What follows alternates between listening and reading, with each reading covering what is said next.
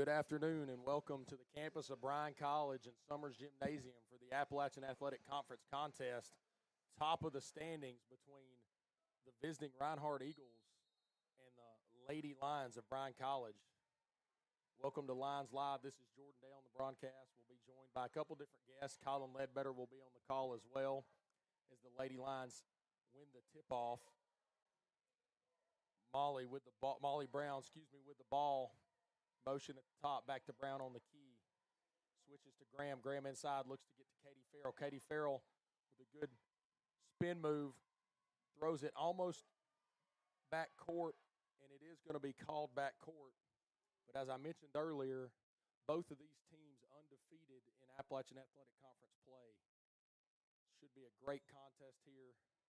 Spoke at length this week with Coach Matt Blount, who was very impressed after the film of this Reinhardt Eagles squad. Said they were one of the better teams, if not the best defensive team in the league. And you see Ashlyn Crittenden with a quick steal, the reigning defensive player of the week from a couple weeks ago, 2 weeks ago, AAC player of the week. And you see her get a steal and an easy layup with the right hand to start the game off.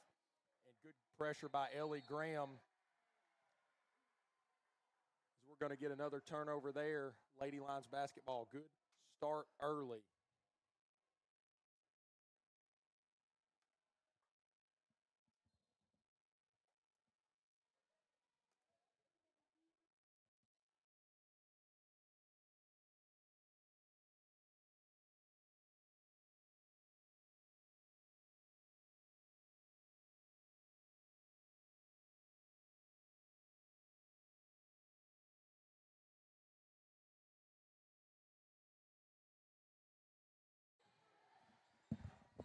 Sorry, some technical difficulties there.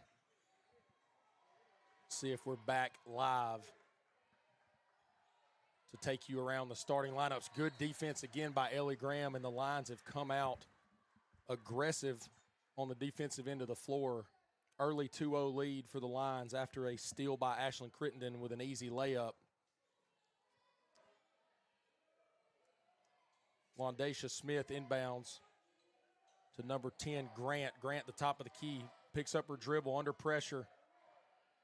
Kicks it to number 2, Isaiah McCutcheons, who kicks the ball across, and we're going to get a heave at the end of the shot clock that was followed up by Mackenzie Franklin. Lions stopped on the buzzer there, but the ball was out of her hand before the clock hit 0, and there we go with 2-2.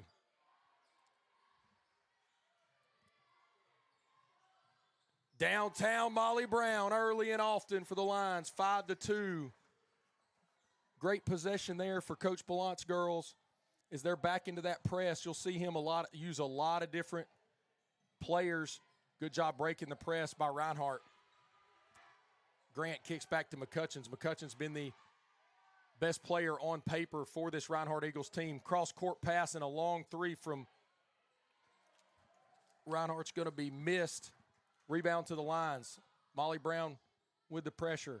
Kicks to the wing, back to Crittenden up top. Swings to Graham in the corner. Graham puts it on the floor with the right hand. Drives baseline. Good spin move. Kicks back to the middle for Walls. Walls with the finish at the rack. 7-2 early lead for the Lions.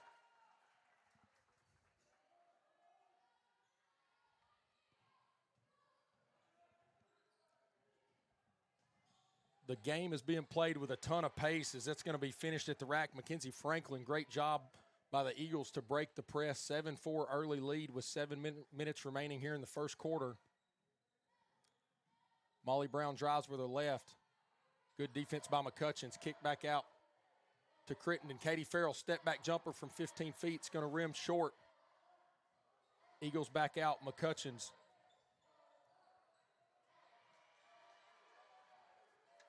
To Ekwe Blah. Ekwe Blah back to McCutcheons. Drops off to Grant at the top of the key. Good defense, Molly Brown. Kick to McCutcheons in the corner. We're going to get a push and a whistle on number 20, Ekwe Blah, for the foul.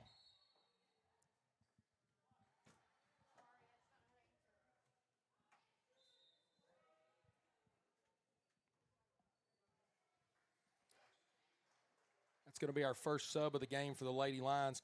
checking in. Number 33, Ashlyn Plott. Farrell will check out of the ball game. Molly Brown brings it up court. We spoke at length earlier this year about Coach Ballant's big incoming class. A lot of new faces. Molly Brown for three, going to airball that and go out of bounds.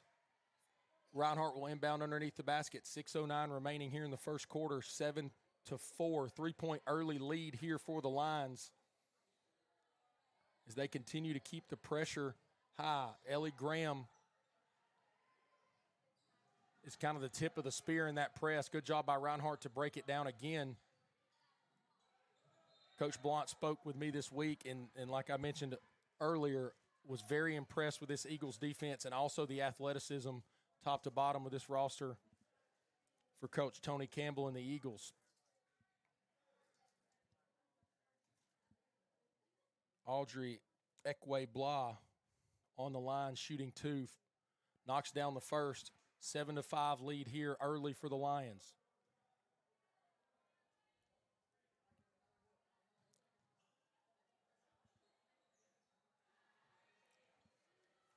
Ekwe-Blah knocks down the second. 7-6 lead.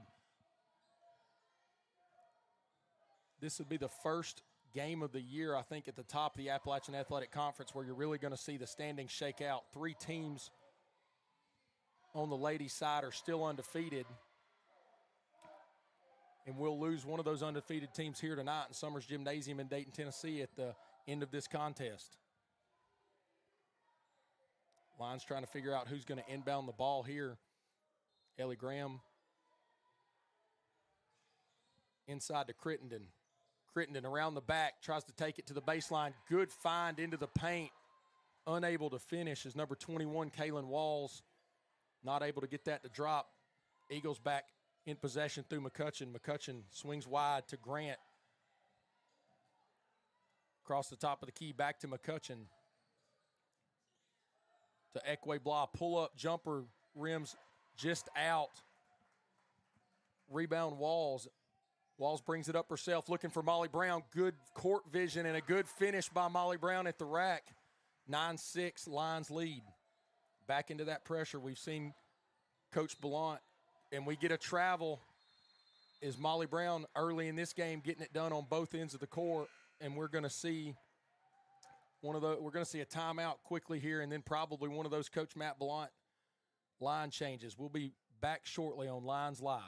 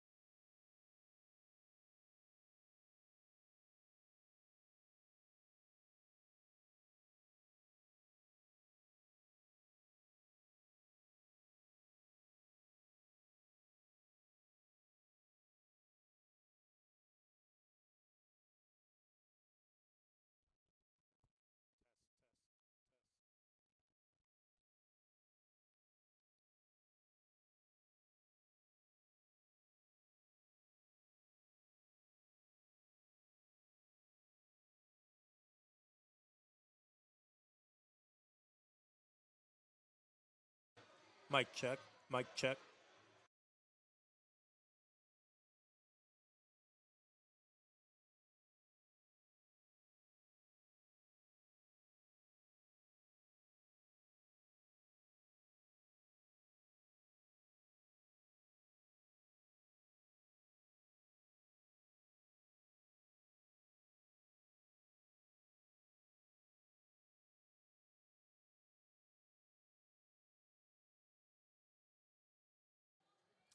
Welcome back in.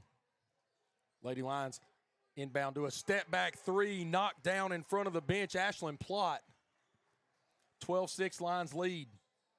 Back into the press. We saw a full line change. Plott was the only line to remain on the court. We did see some changes as well with a good drive to the rack and a finish by number 12, Lena Van Dyke. Olivia Hall brings it up. to Ruby Cox. Ruby Cox drops back to Plott, looked and thought about another step back. Kicks it inside to Petty. Petty with a tough finish. We spoke at length last week of her athleticism and a good finish for her. Coach Matt Ballant will want her going on both ends of the floor. Good defense, Olivia Hall. Ball lubbed up. McCutcheon's best to it. Knocks down in the corner. Ball's going to be missed, but it goes backside. Offensive rebound and second chance points here for the Eagles. Good drive. Ball bounces around. Smith. Ball's on the floor. It's going to be touched by Alyssa Petty when she was over the line. Eagles will retain possession here. This would have been the start Coach Ballant wants. The high tempo on both ends of the floor. So we see Plott check out after hitting that step back three. Molly Brown back in the game.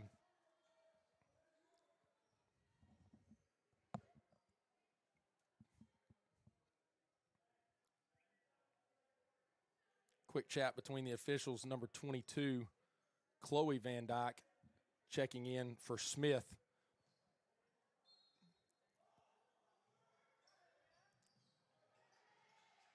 Good active hands and defense by the lines to stop that pass back to McCutcheon. McCutcheon looks to get the ball down, and it's going to be dribbled off the foot of Van Dyke. I've got to get a quick shout out here to Isaiah McCutcheons, who is from Trine High School, Trine, Georgia, also the high school of myself. So don't see too many Trine Bulldogs up this way, especially in the Appalachian Athletic Conference. So good shout out to her. She had a great year last year for the Eagles. Second team, all freshman team last year, and having a very good start to her sophomore campaign for Coach Tony Campbell, and has been one of the most reliable players in the Navy and gold for the Eagles this year.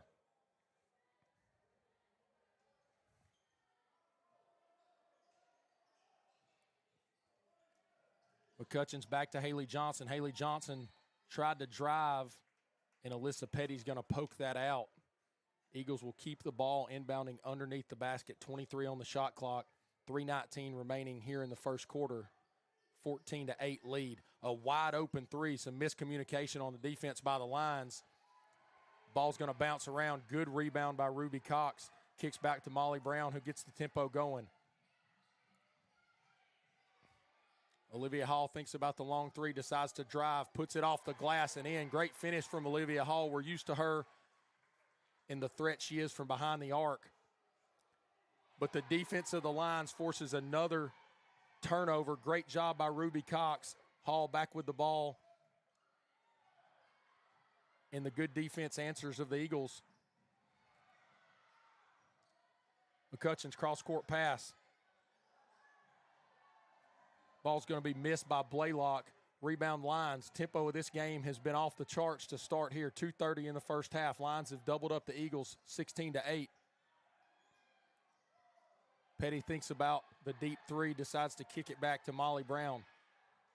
Molly Brown takes to the right side. Unable to make that shot. Ball's on the floor, and it's going to be a jump ball, and that's going to kick the possession to the Eagles.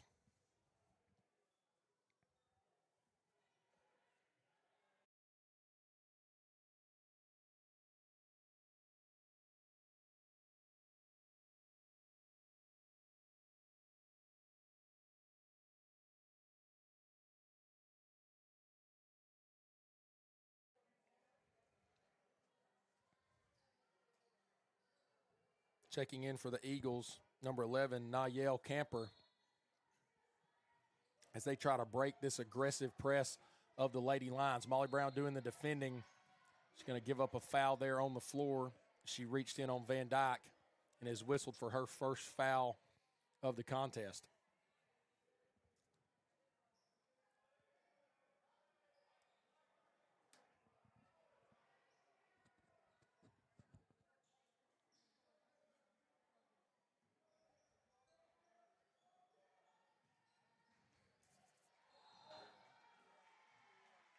Lions defense forces another turnover as MRI Grant with the travel. Ball swings back to the Lady Lions.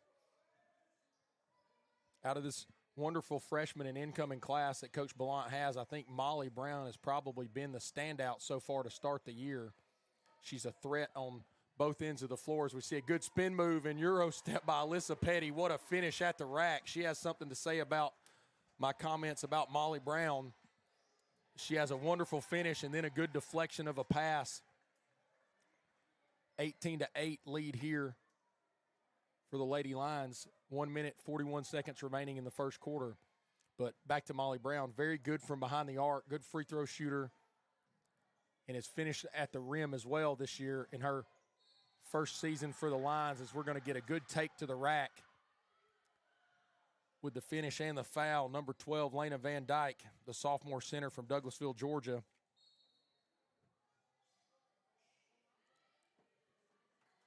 We'll see another one of those Matt Ballant line changes. Katie Farrell, Ashlyn Crittenden back into the game, as well as Brooklyn Stinnett. Stinnett, and then also Sydney Neal checking into the game. Knocks down the free throw for the old-fashioned three-point play.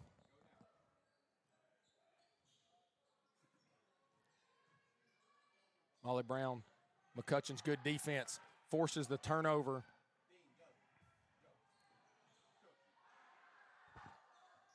And a good finish at the rim by Chloe Van Dyke. Back into good run here by the Eagles. 18-13, 1 minute remaining here in the first quarter. Neal forced to pick up her dribble. Farrell comes for help. Kicks to Brooklyn Stinnett. Stinnett for three. It goes wide. It's going to be touched actually under the basket by Van Dyke, who knocked it out of the play.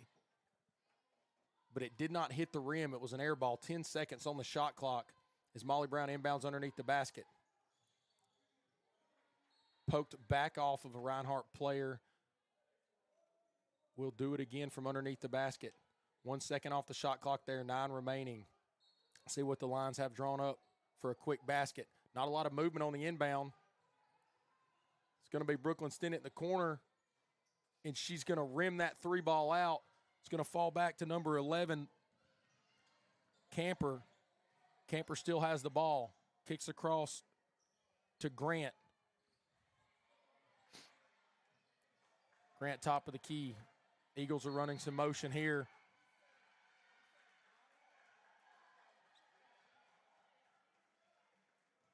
So we're going to whistled for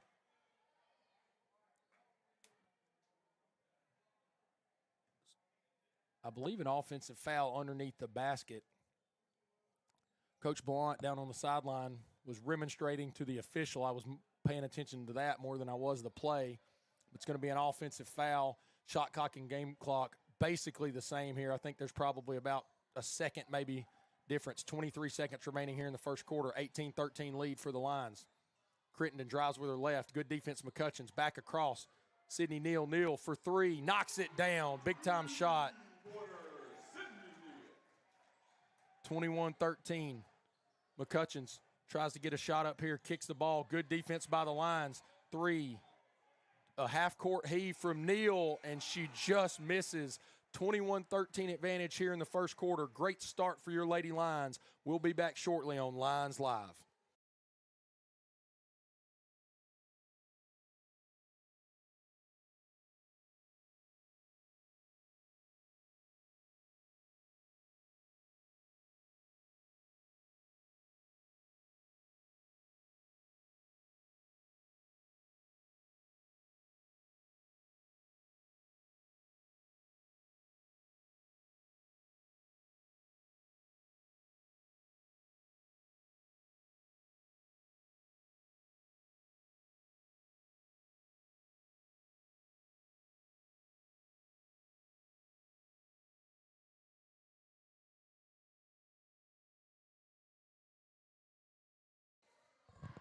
Welcome back to Lions Live. Before the start of your second quarter here, going to welcome into the booth for the first time this year in a basketball game, but my my partner in crime, Josh Muncie, men's basketball assistant, going to join us here for the second quarter. We're used to doing soccer games together, Josh, but first time I've been on the mic with you in at least a year doing some basketball. Yeah. I haven't done a ton of it in the past. Did a little bit with you last year. Now I'm taking over kind of as the main man for now. Doing a great job. Well, I get appreciate it. I get a lot of compliments on it. Well, I don't know. You can lie to me, but that's great. But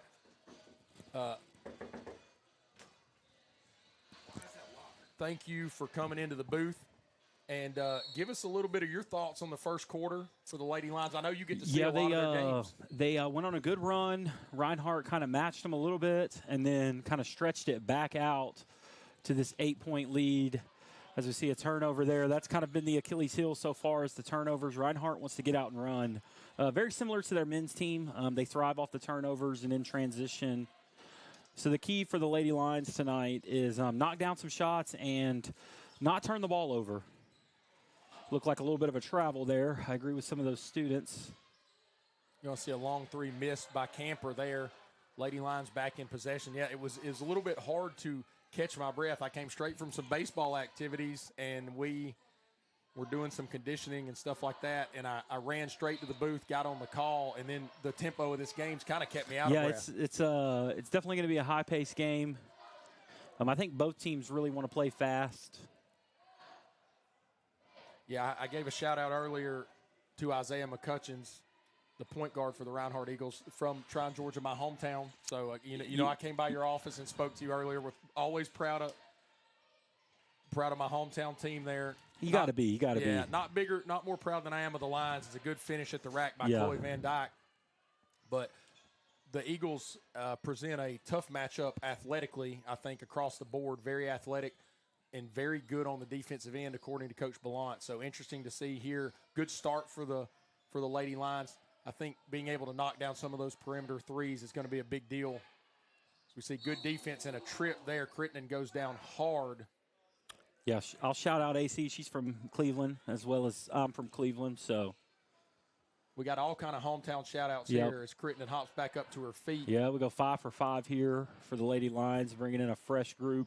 I've seen Coach Ballant do that a lot this year. He's been pretty much going 5 for 5, especially in the first 3 quarters. He wants to press a lot. Well, affectionately known here as the line change. That's what we've been calling it. And, yeah, it's been interesting, and I haven't done a lot of basketball commentary in my life, but have watched a lot of basketball and being here at Bryan for so long. You don't see that 5 for 5 very often. So interesting to see with the tempo that we run. I'm not shocked to see Coach Ballant do it, also with the depth he has on the roster. There's also a lot of people in this area as plot all in and out for the 3 there. The Lady Vols, Kim Caldwell, she does it. She presses, goes 5 for 5 most of the game. So for some of our local viewers who are also Lady Vols fans, they may be a little more familiar with it. That's good defense there by Olivia Hall. Plot keeps it up, making the Lady Eagles work for everything. As they go down low, tough shot, rebounded, and now out in transition to run. Alyssa Petty with the ball, kicks across to the top of the key, down inside to Cox. Cox backs out to Kaylin Walls for 3, knocks it down. Great job by Walls there, but really made by the ball movement of the Lions. Ruby Cox kicks it back out for the wide open tray. As the Eagles come down, miss a mid-range jumper. Olivia Hall back out in transition. 9-point lead, 24-15 here to the Lady Lions. Hall at the top of the key, kicks across. Kaylin Walls. Walls inside to Cox. Cox kicks it out again. Alyssa Petty for 3. In and out. It was a little bit right off of out of the hand, but she almost got a lucky Yeah, just a little bit late for the bank to be open. That's right. As you see, ball kicked across. McCutcheons in the corner. Finds Smith. Smith unable to knock down the 3. Olivia Hall back out in transition for the Lions. Kicks across to Cox. Cox to Petty. Petty cross court. A lot of movement here. Olivia Hall, deep 3. Just misses. Ball's going to bounce near out of bounds. We're going to get a push on Petty. Tough call right there. Those are fouls as a coach you live with because it's effort. Absolutely. Well, I almost said as a neutral. I'm most definitely not a neutral, but feel like that was a little bit of a quick whistle there on Petty. But there was some contact on McCutcheon's. Whistle is blown. underneath the basket for a foul on Petty, I believe her first of the night. Went for the steal there, did Ashlyn Plott. Unable to get there. Good finish at the rack again by Van Dyke. 24-17, Lady Lions lead. They continue to swing the ball around the perimeter. Looking for Walls. Walls back out to Hall. Hall to Ellie Graham. Graham spins back to Hall. Hall with a deep three. He's going to miss it. Ball bounces off the hands of Petty, and Graham's going to try to stop fast break points. And she does unable to with a good finish on Daisha Smith at the rack. 5-point lead, step back three. The same exact shot that Plott hit earlier in the game. She tried another one, unable to make it, but the ball's going to bounce down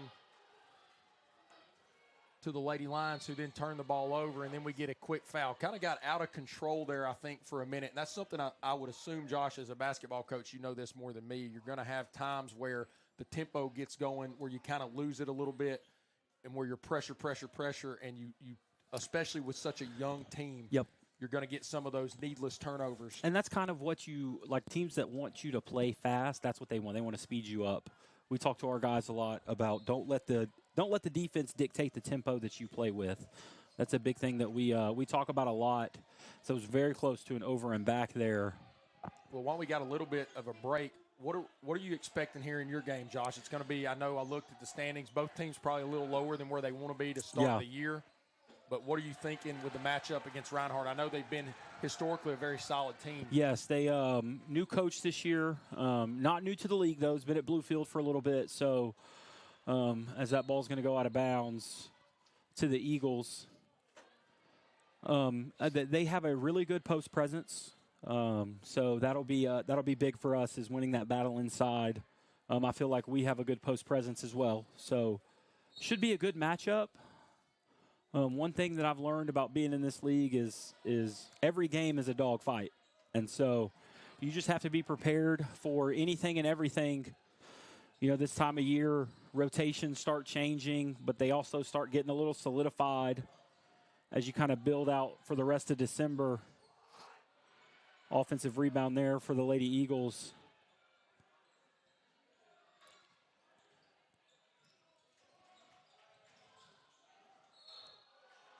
Molly Brown called for a foul there.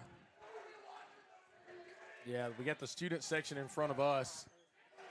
And I don't know that you can – we've got some plexiglass up in our booth, but they are directly in front of our cameras, and you're probably going to see them flash in front of your screen at home at times throughout the game. Was not happy with that call. As we got a continued break in the action, Josh, speak to me a little bit. I know Dalen Gales has been out, was an impact player for you guys last year, has been dealing with an injury that he's been nursing back to health. There's some mentions that he's back tonight. Can you confirm or he is deny? dressing. He is dressing. Okay. It's about as much as I can confirm. Well, we're excited. I spoke with him today in the cafeteria, and I asked him if he was close, and he just grinned at me and said, yeah, real close. So I told him, I said, I'll give you a shout-out on the broadcast tonight. I know the impact Dalen had last year on a team that was really in the top 2, top 3 of the conference all year, and he had an unreal year into an all-conference selection, one of the probably best returners in the league. So yeah, I mean, he led the league in scoring last year. So we're hoping to see him back tonight. I don't know if you want to give us too much info there, but continue to stay with us on Lions Live to see whether or not Dalen Gales is back on the court tonight for your Bryan Lions in this nightcap of this doubleheader between the Bryan Lions and the Reinhardt Eagles. 24-19, the Lady Lions lead here, 4:43 remaining in the second quarter. It's been interesting, Coach Ballant's line changes versus a little more of a traditional setup from the Eagles and Coach Campbell, as McCutcheon, I think, checks out of the game for the first time. She leads anybody on the floor, averages almost 32 minutes a game. She's going to see been subbed out as actually she's back at the scorer's table to check back in. So she may just get a quick break as that ball's inbounded into Wandacia Smith, who knocks it down. 3-point lead. It's the smallest for the Lions since the game started, about 2 minutes into the game. Yeah, as you see Coach Blount back with another line change. Sydney Neal lines up a three, just a hair long there. This is kind of, I think this is kind of more of his starting unit. Now, Molly Brown is on the bench. She's the one that picked up the last foul. Not sure what number foul that was for her. I believe it was her second. So that could be part of the reason why she's not out with this group, as that is going to be the Lions' ball there. Good work by Ellie to tip it, and then it went off the hands of the Reinhardt player as well. Turnovers are always key in a game. There's a few stats you can look at, Jordan. I'm sure baseball is kind of very similar. Teams that normally win the turnover, the rebounding, and the free throw battle. That's normally three things you can look at. But the ultimate offsetter to those three things are shooting. So you can make a lot of threes, and that can cover a lot of things up, which is something the Lady Lions have a tendency to do. Yeah, historically, as we get a foul on the body there, Crittenden almost with the tough finish at the rim, unable to knock that one down, but she's going to go to the line to shoot two. It's a little, you always hear the live by the three, die by the three, and the Lady Lions have definitely prescribed to that over the past few years. There's been years where they shoot 30-plus a game, it feels like. Mm-hmm. And it's been toned down a little bit with Coach Blount, and there's been, you could tell, an emphasis on the defensive end of the floor, but definitely still a threat from behind the arc, and it's a lot of different girls that can hurt you. As Crittenden hits the first of two, misses the back end, 25-21. Smith's going to bring it up the floor as Ellie Graham forces the pass wide to Blaylock. Blaylock looks for an option. Back to Smith in the corner. Smith with a good drive, baseline, kicks it back into Franklin. Franklin with a good finish. Good pass right there. Absolutely. And Mackenzie Franklin, the senior post player for the Eagles, has had a good start to this game. 3 or 4 buckets underneath the basket. And I believe she was here last year, or there last year as well. As we see Farrell kick that out wide for three. Knocks it down in the corner, Kaylin Walls. 28-23, good answer from the Lions as the Eagles had trimmed that lead to 2. Eagles run quick, back to Smith. Smith to McCutcheons. McCutcheons kicks wide to Blaylock. Blaylock with her left, kicks back out to the top of the key. Ekwe Blige. Offensive foul. Ashlyn Crittenden getting it done on both ends. She is just a spark plug. And that's we categorize somebody, maybe it doesn't always show up in the stat sheet, but when she's on the floor for Coach Blount, man, she's getting it done, whether it's on the floor trying to grab a loose ball. You see her taking an offensive foul there. She just does a really good job, sets the tone, good energy. It's what the Lady Lions need. I feel like a lot of that time she's able to give that, whether it's on the defensive or the offensive end. And I'll tell you that she is probably the best athlete on the floor in almost every game that she is in, as Katie Farrell there to draw another foul.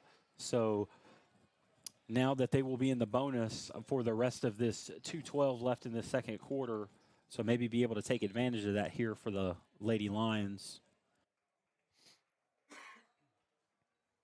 As Molly Brown will check back in for Walls.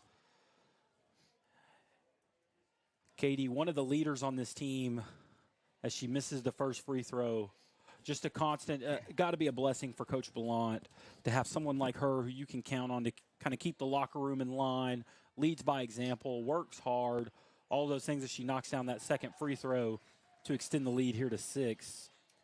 Yeah, I think to echo that sentiment, Josh, with such a young team and a lot of new faces, Katie Farrell been one of the mainstays and cornerstones of this program for the last few years.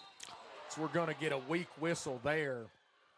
Crittenden provided the pressure, and Ellie Graham just took the ball out of the hands of Smith and is whistled for a foul. And that's they called it on Ashlyn, so I didn't see a foul either way, but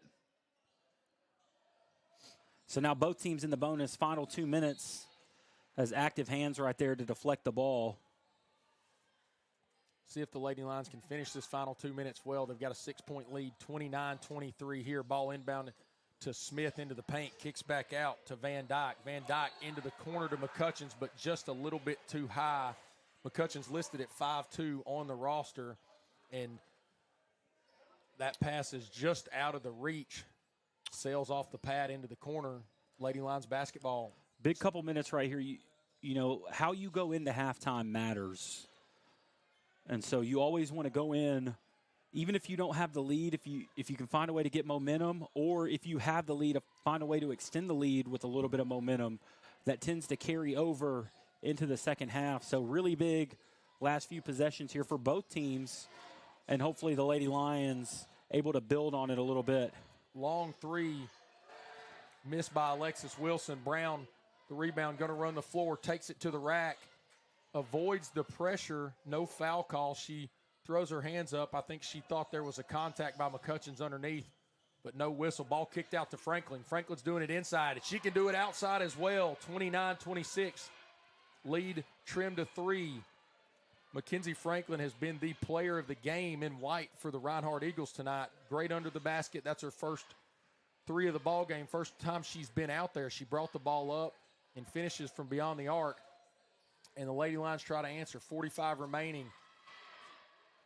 Ball's going to be poked out, and the Eagles are going to run transition. Smith underneath to Van Dyke. Van Dyke with a little fadeaway, 29-28. And you talked about finishing the half well, and it's been the Eagles who've decided to take your advice, Josh. 1-point lead, 3 seconds difference in the shot clock and the game clock here. Can the Lady Lions stop this skid as Molly Brown slows it down for a bit? McCutcheon's providing the defense. This should be a good matchup all game, McCutcheon and Brown. Active hands from McCutcheon. She's dribbling. Ball's on the floor. As Katie Farrell's going to have to get the ball up, and it's going to be a shot clock violation. Crittenden knocked it down, but unable to get that off, and that was all McCutcheon there providing the pressure on defense for the Eagles. And if you would have said that the Eagles had a chance to go into halftime with a lead 5-6 minutes ago, I would have told you were crazy, but it's going to be inbounded. Can she get a shot off? Half-court heave from McCutcheon, hits the front of the rim, and that's going to take us into the halftime interval. Josh Muncy, thank you so much for joining us here on Lions Live, and good luck to you guys tonight as they take on the Eagles. Stick with us here tonight. But, Coach Muncy, any parting shots for the crowd at home? I just want to thank Jordan and Colin for all that they do, Jess, Clint, everybody for getting this all set up.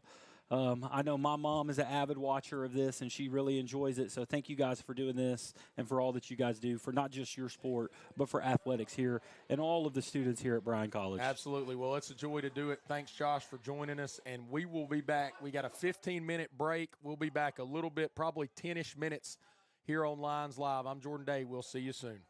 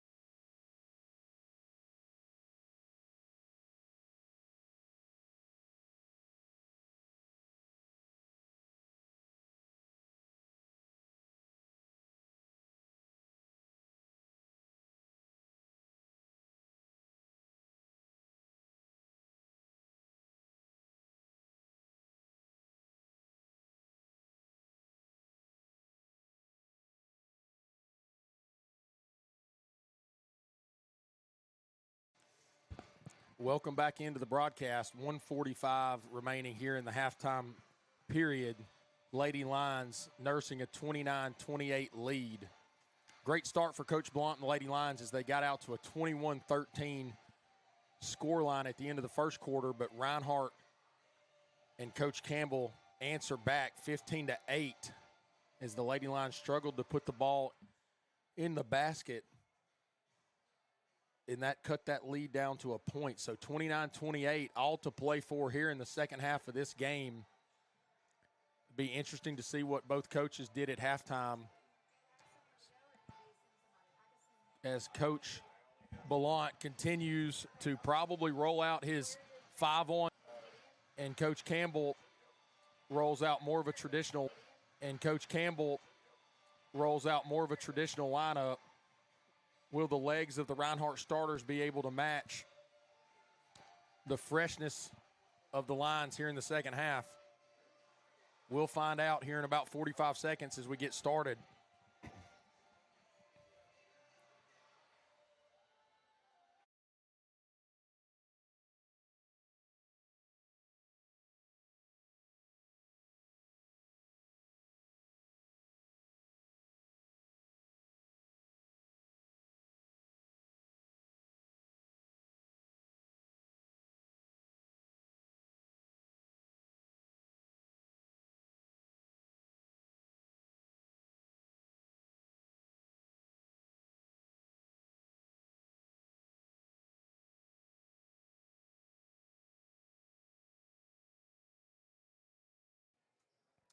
Reinhardt, the first out of the huddle.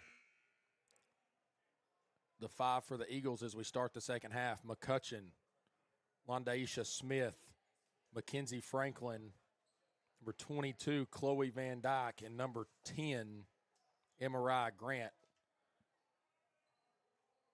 For the Lions, it'll be Molly Brown, Ashlyn Crittenden, Katie Farrell, Ellie Graham, and Kaylin Walls.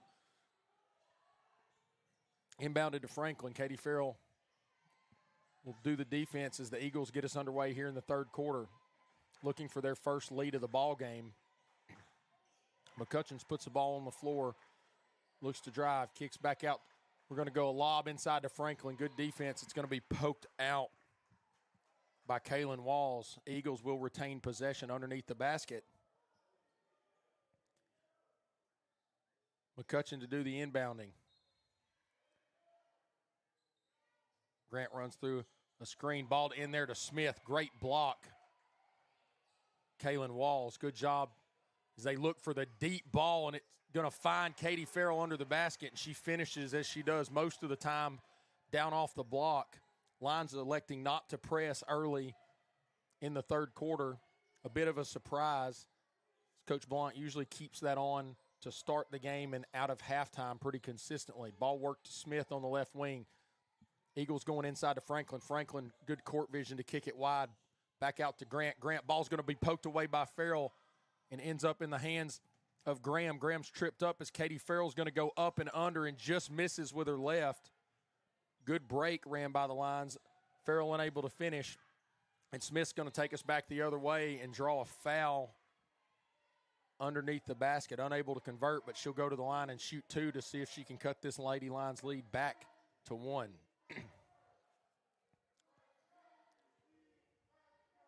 Londaisha Smith, the 5'9" senior from Rome, Georgia, transfer from St. Andrews University,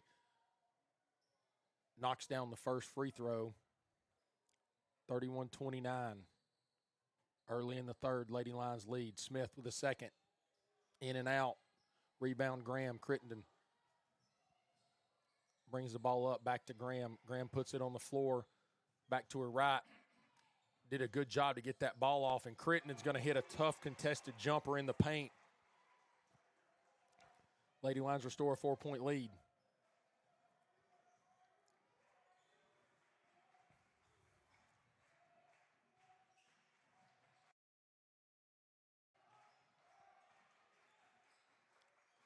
Very well contested game here so far. Mackenzie Franklin, we're going to see a foul on Mackenzie Franklin. We're going to see that was whistled on. That's going to be Kaylin Walls. And Ruby Cox is going to check in, I thought for Walls, but she is going to go in for Farrell. Mackenzie Franklin for Reinhardt leads all scorers with 9. Lena Van Dyke, the second leading scorer for the Eagles, as McCutcheon's going to pull in the corner. Ball's not going to find, but it's going to rim out to Franklin. Franklin with a good rebound. 2 good blocks there by Ruby Cox just off the bench. Back-to-back stuffs, gets the line possession. Back to Ellie Graham. Ellie Graham with a little hesitation, kicks to the corner for Kaylin Walls. Kaylin Walls a little long on the 3. Graham tips it back to Cox, but a good block by Van Dyke. Defense being played on both ends of this floor by both teams. Franklin with a good pass up underneath. Londacia Smith finishes at the rack, 33-31. I've been really impressed by Smith's ability to finish at the rim. She can put the ball on the floor, take somebody to the rim, does a great job, though, of finishing as we see Molly Brown look for a step back.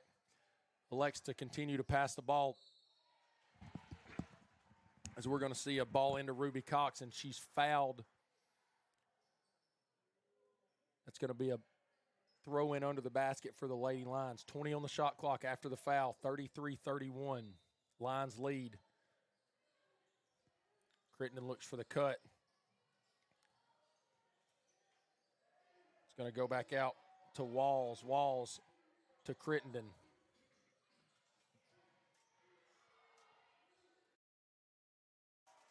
Ball's bouncing around all over the floor. It's going to be a jump ball. Possession stays with the Lions, but since there was a turnover in between there and the ball had changed possessions, the shot clock did reset. So it's going to reset back to 20 here.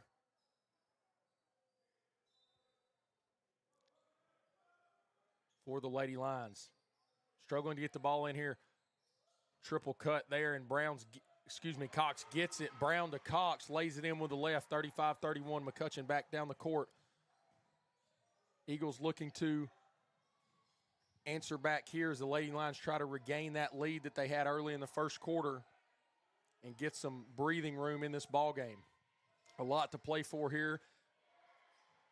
We get a turnover by the Eagles. Lady Lions trying to press it up the floor. Ball's kicked across to Crittenden. Crittenden, a good kick to Cox. Cox puts it on the floor. Ball's going to be poked out only as far as Molly Brown. Molly Brown puts it on the rack. Goes to the heaves it up, looking for some contact. But I think a good no call there by the officials. We're going to see a 3 in and out in front of the Reinhardt bench. And a hard foul by number 5, Londacia Smith, after a great contested rebound by Ellie Graham.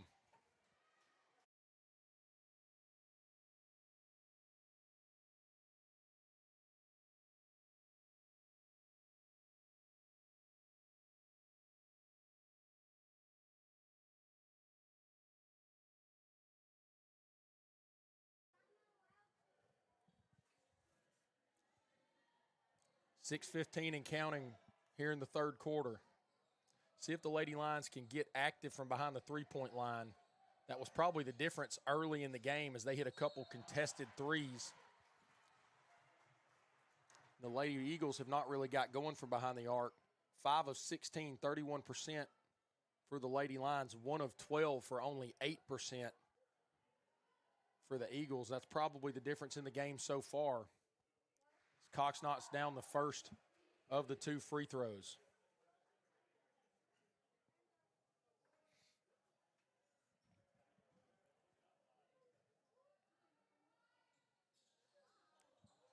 Cox unable to convert the second. Rebounded by Smith.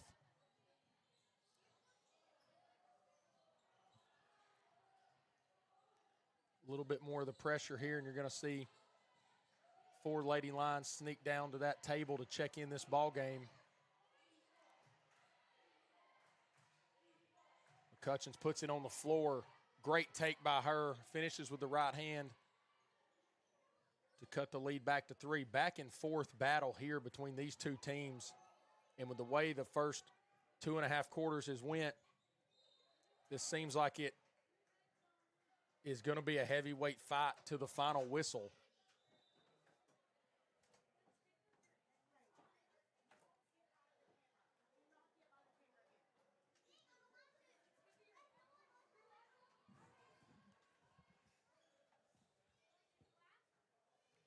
Lady Lions sub in Hall, Petty, Leah Stennett, as well as Ashlyn Plott. Plott with the ball up to Cox. Cox, the only line that stayed in the game. Out to Plott, deep three. Going to miss that. I think it hit the end line. I thought that Stennett might try to make an attempt to save it, but I believe the ball was airballed and hit on the line after the miss. Petty doing the defending on McCutcheon.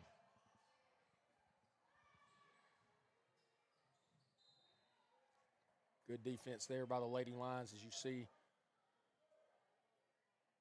the men's team coming out from the tunnel as they prepare for their game. A big game as well on the men's side of the Appalachian Athletic Conference standings. It's always a good contest between these two schools, regardless of the sport.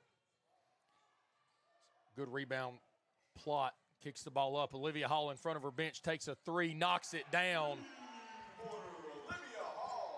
And we've been accustomed to seeing her knock those shots down as McCutcheon tries to come back and answer. Takes a tough shot at the free throw line and hard foul by Petty. She's going to go to the line to shoot two here.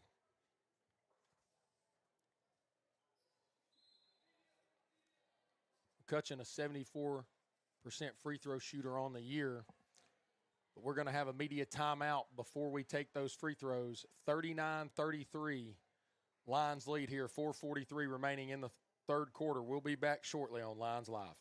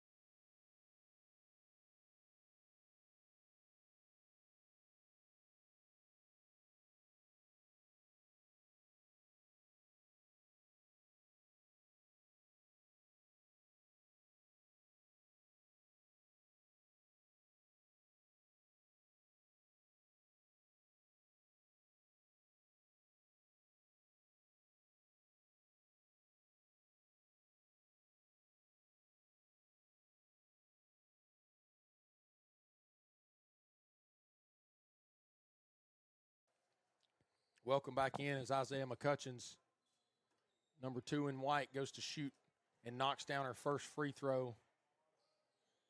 74% free throw shooter is McCutcheon's. Cuts the lead back to 5. Knocks down the second as well. One thing that the Eagles have done after falling behind early have clawed to stay in this game, and the Lady Lions have just not been able to pull away. And we spoke about that last week in the game against Spartanburg Methodist, is it ended up being a pretty comfortable win for the Lady Lions, but they did the same thing last week, jump out to an early lead and unable to put the game away, and it was a game in the third, fourth quarter, and you don't want that if you're a coaching staff. You're going to see a step-back three, just too hard. Good rebound by Petty.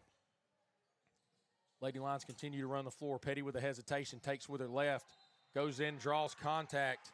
Number 12, Lena Van Dyke on the foul. And Petty goes to the line to shoot 2 shots.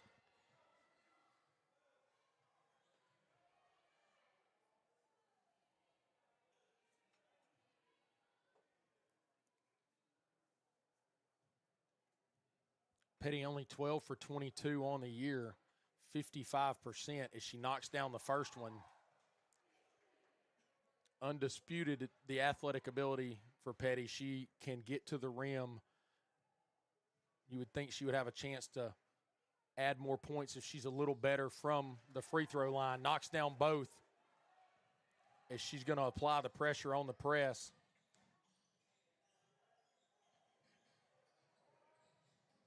Good job to stay in front of the speedy McCutcheons.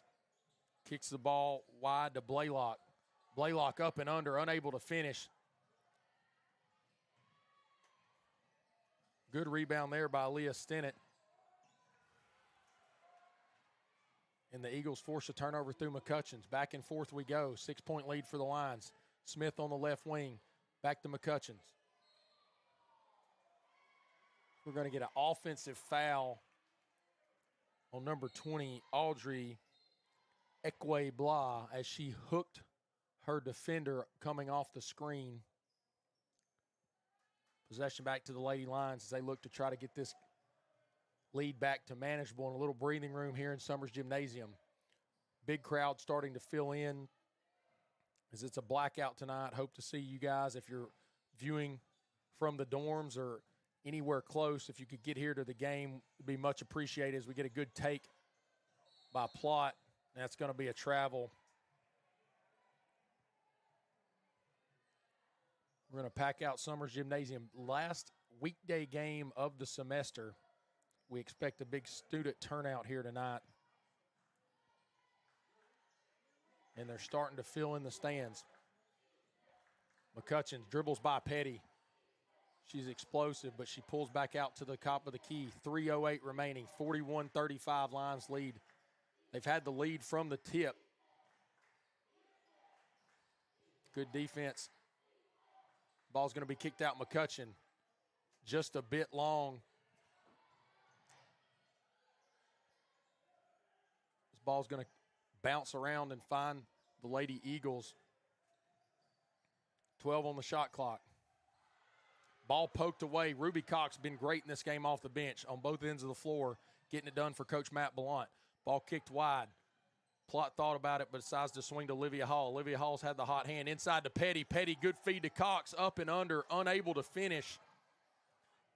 Ball somehow didn't hit the rim. I thought it was going to go up and in, but Cox got a little bit too far underneath the basket. Tougher finish than she thought, and unable to convert on the reverse layup. Big possession here. We're going to get a foul called on number 1, Leah Stinnett. And here comes a new 5 for Coach Matt Blount. 2:06 remaining, 6-point lead for the Lady Lions as they try to finish out the third quarter well. Molly Brown, Brooklyn Stinnett, Neil Crittenden, and Katie Farrell all check back in. So we're going to get, I believe, a timeout called by Coach Campbell right in front of his bench. There was good pressure, a bit of a trap against the sideline. And we're going to have a full timeout here. We'll join you back shortly here on Lions Live. 41-35, Lions lead.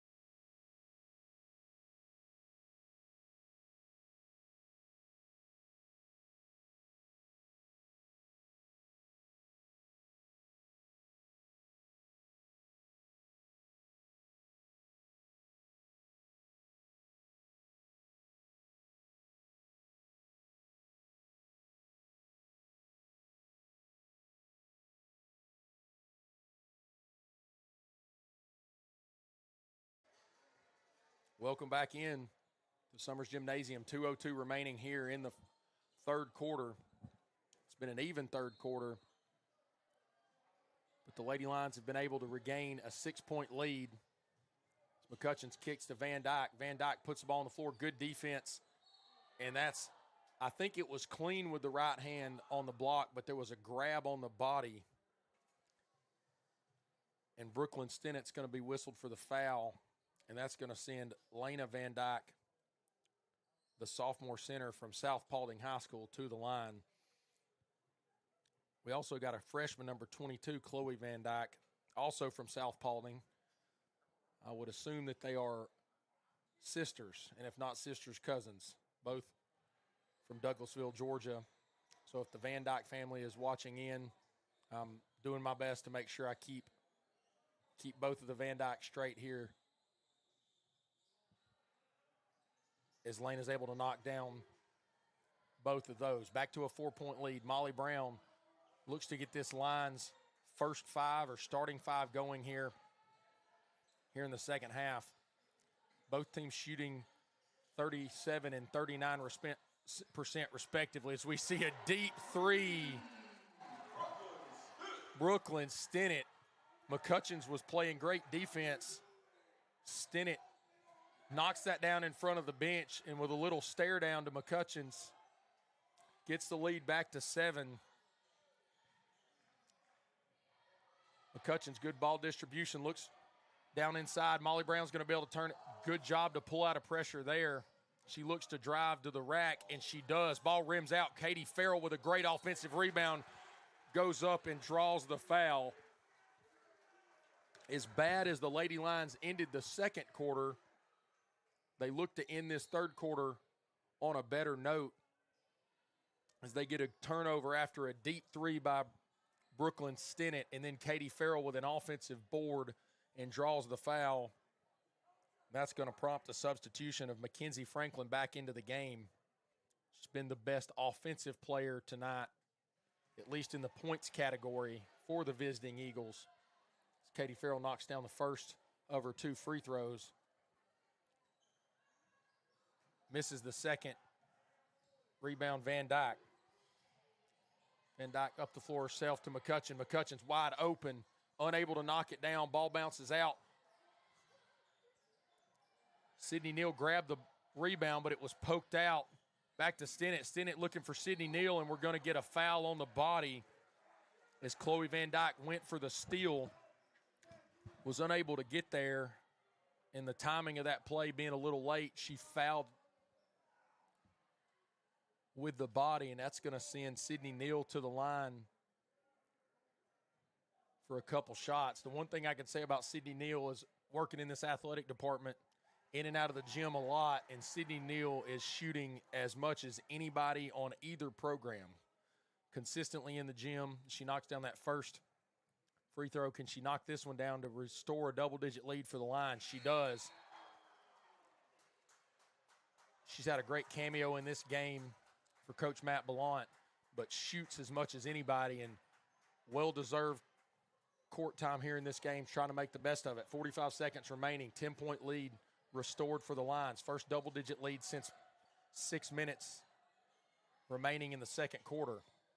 Eagles, good job to find the pass, but it's going to be poked away, and Critton is going to be first to it and be fouled by Londacia Smith, and that's going to send, I believe, the Lady Lions back to the free throw line. And it is, as Ashlyn Crittenden, or AC as she's known around here, steps up to take these free throws. 10-point lead, 32 seconds remaining in this third quarter. Misses the first one short.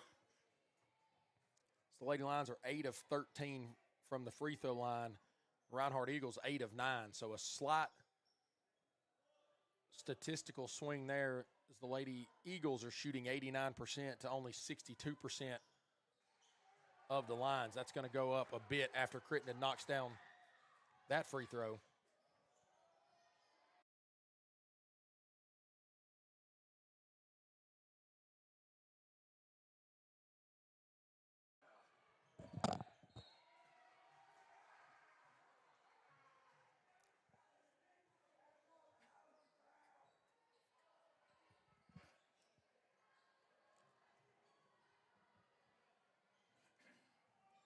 $13 remaining here in the third quarter. Can the Lady Lions end on a good note? Crittenden takes it with her left. That was a ridiculous attempt at a finish. Good defense You don't want Molly Brown to foul here, and she doesn't. That ball's going to be laid in by Smith, and that's going to be the last play of the third quarter. Is that bucket for the Eagles trims the lead back to 9, 48-39. 3 quarters down here between the Eagles and the Lady Lions. Will the Lady Lions hold on? We've got 10 minutes of basketball remaining. We'll be back shortly on Lions Live.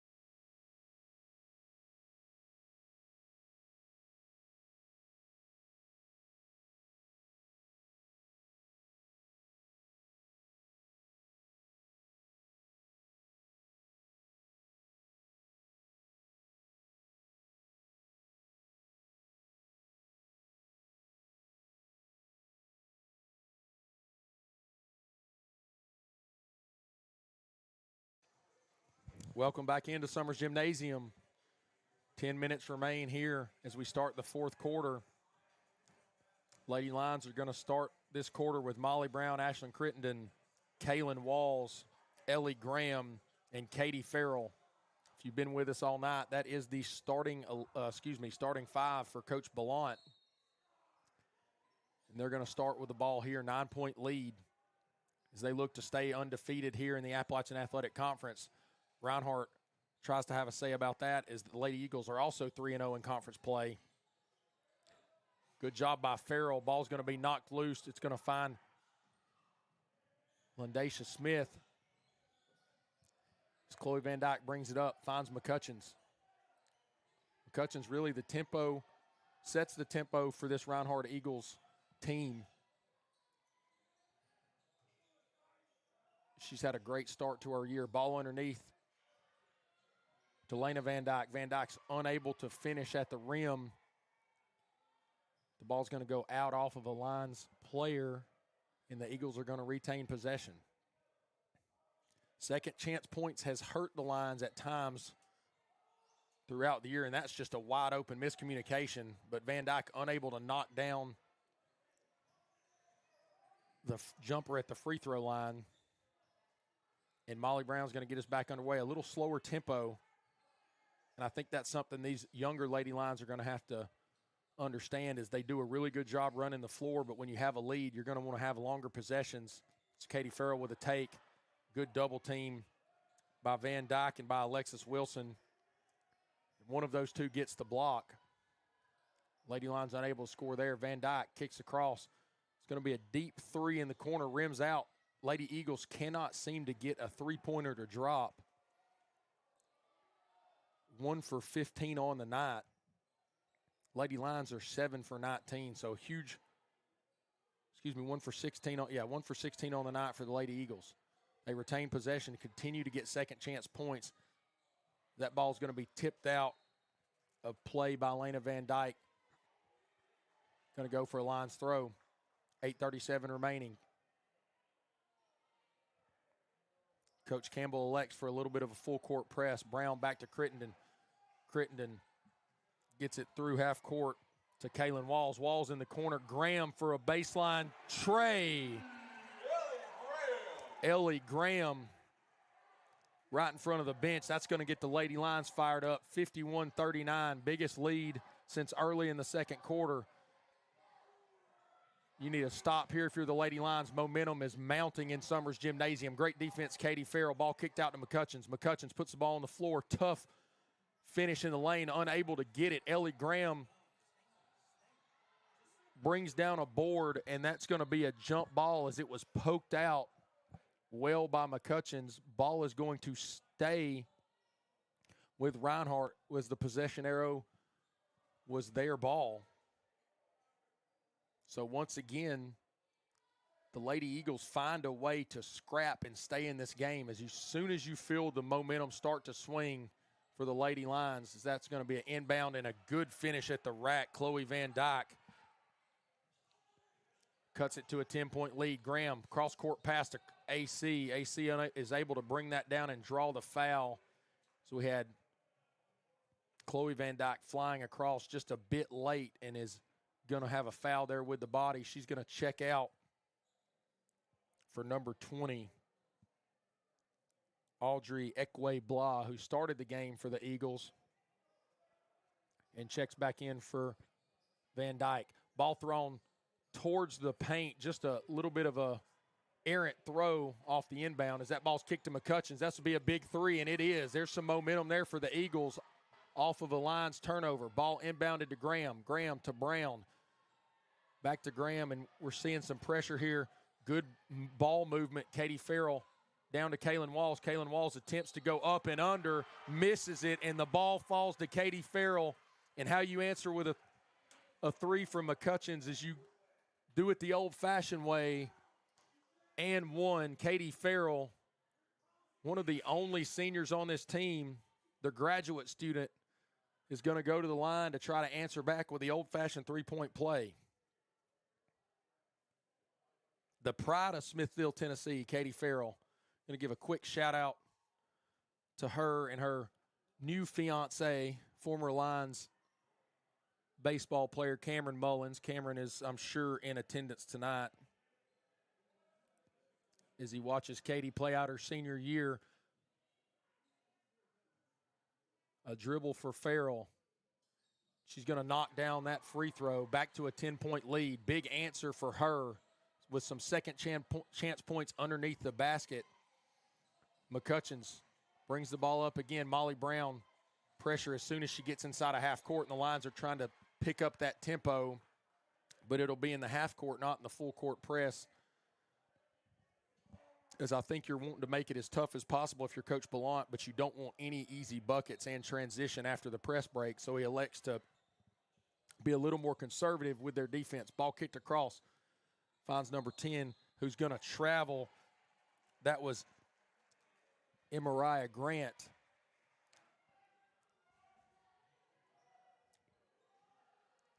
The Lady Eagles are back into the press. Ball has been into Graham pretty consistently since this press has happened, and I think that has definitely been something that the Lady Lions have worked on. Molly Brown, good finish. Wanted the foul, doesn't get it, but we don't care. 12-point lead restored by the Lions. Tough finish for her. She's not been as explosive as usual on the stat sheet, but Molly Brown is up to 7 points for the Lady Lions.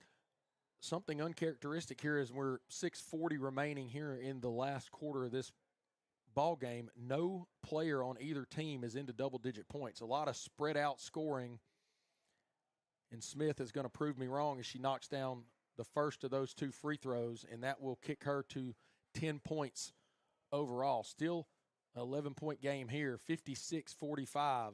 Lady Lions lead. They look to remain undefeated in the Appalachian Athletic Conference. Smith's going to knock down both free throws. We're going to get a sub. Mackenzie Franklin checks back in for Lena Van Dyke. Press break again through Ellie Graham. Ellie Graham to Brown. Brown to Farrell. Back to Graham. Into the corner. Kaylin Walls had a little bit of a look. Decides not to take it. It's going to work. Back to Graham in the corner. Can she go 2 times from 3? And she does. Ellie Graham. And that's going to force a timeout here. Lions back to a 13-point lead, and Ellie Graham has found the stroke from behind the arc. 2 from 2 and providing a huge spark for your Lady Lions. We'll be right back. Lions 13-point lead, 6:18 remaining in the fourth.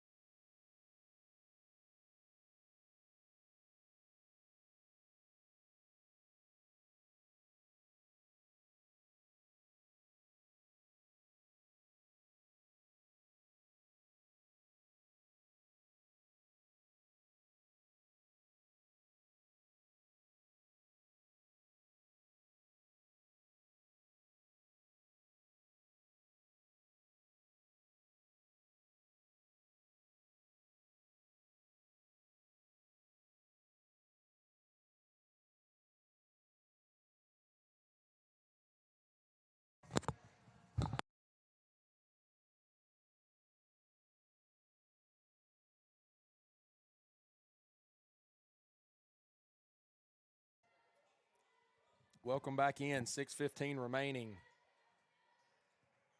McCutcheon slips, but is able to find Smith. As Molly Brown was the only line providing pressure full court. McCutcheon's loses the handle again, but is able to keep it. Works the ball to Van Dyke. Van Dyke kicks to Emery Grant. Air ball, but it's going to fall to Smith, and it's going to be a jump ball whistled underneath. Possession stays to the Eagles.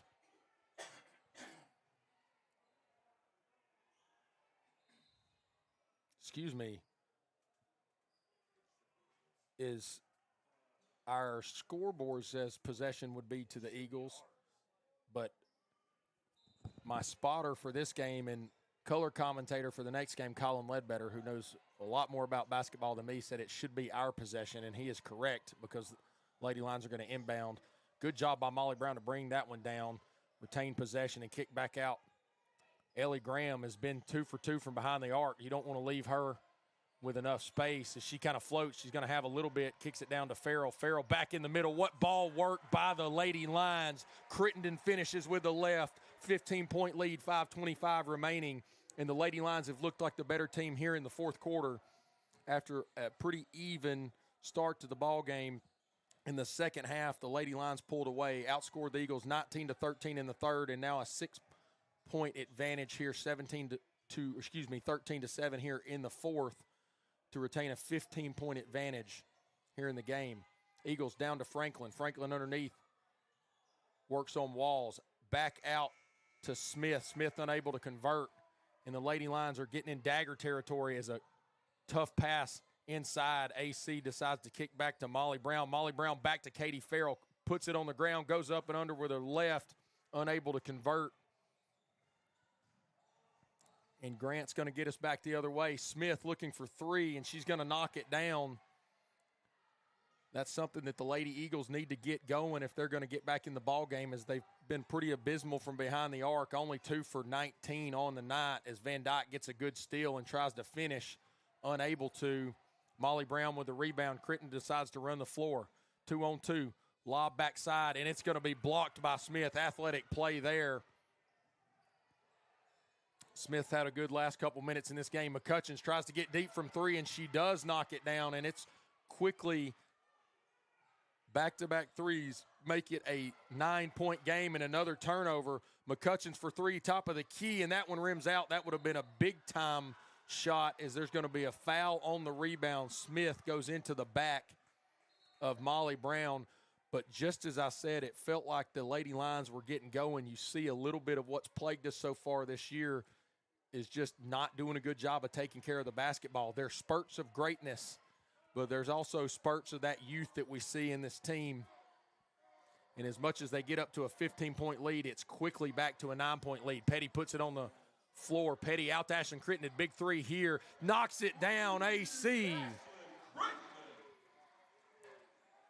64-52. If you hear a little bit of the PA on your mic, that's Athletic Director Clint McCauley, who's on the PA tonight, giving some shout-outs on three-pointers throughout the gym.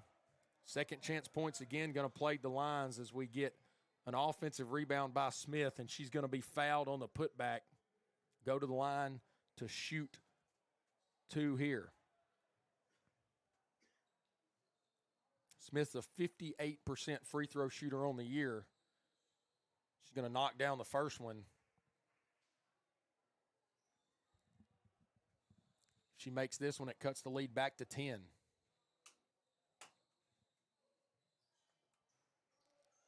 Going to stay true to the averages, and that ball's going to bounce out off of Cox, and the Lady Eagles once again are going to find a way to keep possession. Lady Lions just will not make it happen in terms of finishing the ball game. The Lady Eagles continue to scrap and claw and hold on to stay in the ball game. Ball out to Van Dyke, back to McCutcheon. Can she continue to stay hot from behind the arc? She can't. Ball's going to go short, tipped by Van Dyke. As far as Brown, Brown up to Petty. Can Petty finish? She's going to fake the pass and try to lay it in. Unable to finish. McCutcheon didn't bite on the fake as McCutcheon looks for a ball down low to Van Dyke, and it's going to be thrown out of play. Van Dyke unable to rein it in. 3:02 remaining. 11-point lead for the Lions. Eagles with the full court pressure. Petty across to Crittenden. Crittenden puts it on the floor. Back to Graham. Nobody steps up to her. Graham, 3 for 3 from behind the arc. And Ellie Graham is feeling it tonight. And she's got it going on. If you're going to leave somebody open, it cannot be number 20 in black. As she knocks down another three-pointer, and she's having her game of the year so far. The freshman from Lynchburg, Tennessee, we've heard a lot about her. Speaking with Coach Ballant earlier this year, one of the freshmen he's highlighted consistently, and she is coming out big time for the Lions. She's only got 9 points, but those 9 points have came on 3 3-pointers here in this half. And Lady Lions are back up 14. Good defense, Molly Brown. It's been a really spread out effort for the Lady Lions tonight as Van Dyke goes inside, back outside, looking for the three. Blaylock's going to answer. Back to an 11-point lead. Eagles, 2:15 remaining in the press. Cox down low. Decides to kick it back out. Petty. Coach Ballant is waving her out of the corner to reset this offense. You're going to want some shots later in the shot clock here if you're the Lady Lions. And just the clock is the biggest enemy for the Eagles. And we're going to see a errant pass that's going to sail out of bounds. And it's going to find our media member down there, Cortland. Good thing she was not looking through the lens of the camera. That one might have been an issue, but she catches the ball and avoids disaster. 1:45 remaining, 11-point lead. The Eagles are going to have to knock down some deep threes and get some stops. It's last chance here for them. Ball inside, long developing play just helps the Lions. McCutcheon's back out, looking for Blaylock. Blaylock back to Van Dyke in the middle. Good ball movement, unable to knock it down. Ruby Cox with the rebound, and she'll slow it back down. Molly Brown gets it across. 22 on the shot clock. You have to think that this is not going to be a quick shot, and it is, because what do I know about basketball? Ball bounces around. And somehow retained possession by the Eagles. 1:05 remaining. Ball kicked across. Van Dyke to Lena Van Dyke. Back to McCutcheon, and we're going to get a tough foul by Petty as she went for the steal, and it was more of a, looked like a body check. I know we've been saying that you get the 5-on-5 off here, and we'll keep the hockey terminology going as Alyssa Petty with a full body check into McCutcheon's hard foul. 53.4 remaining here. Lady Lions 11-point lead, looking like they will be one of the two remaining undefeated teams in the Appalachian Athletic Conference here. Excuse me, there were 4 undefeated teams coming in tonight. Pikeville and Milligan as well. So Smith back to McCutcheon's. McCutcheon's swings wide to Alexis Wilson. Back to McCutcheon's. Tough shot in the lane. She was the only person in the lane with a white jersey on. Somehow gets up and over everyone to hit a tough floater to cut the lead back to 9. And McCutcheon's on the back end. He's going to get a steal. Great hustle play. Tips it into Alexis Wilson, who's going to lay it in with the left hand. It's going to be a 7-point lead. And it got a little bit tight, but I think the clock is going to be too. It is. It's going to be too much for the Eagles to overcome. Olivia Hall with the ball up top. 15 seconds and counting. It's going to be a 7-point low. We're going to get a late foul. We're going to get Lena Van Dyke on the foul. We're going to get an inbounds here, and I think that will probably be our last action of the game. I don't think that you would have elected to wait too long to foul and now start fouling, as McCutcheon's is going to do the pressure, but Stinnett, there's going to be no foul call, and it's going to be the ball game. 67-60. Lady Lions do enough. Great in spurts, and they hold on. 7-point lead to remain undefeated in the Appalachian Athletic Conference. Stay on the stream with us. We'll be back live with the men's game here in about 20 minutes. I'm Jordan Day for Clint McCauley, Jeremy Deal, Jessica Day, and Colin Ledbetter. We will see you soon on Lions Live.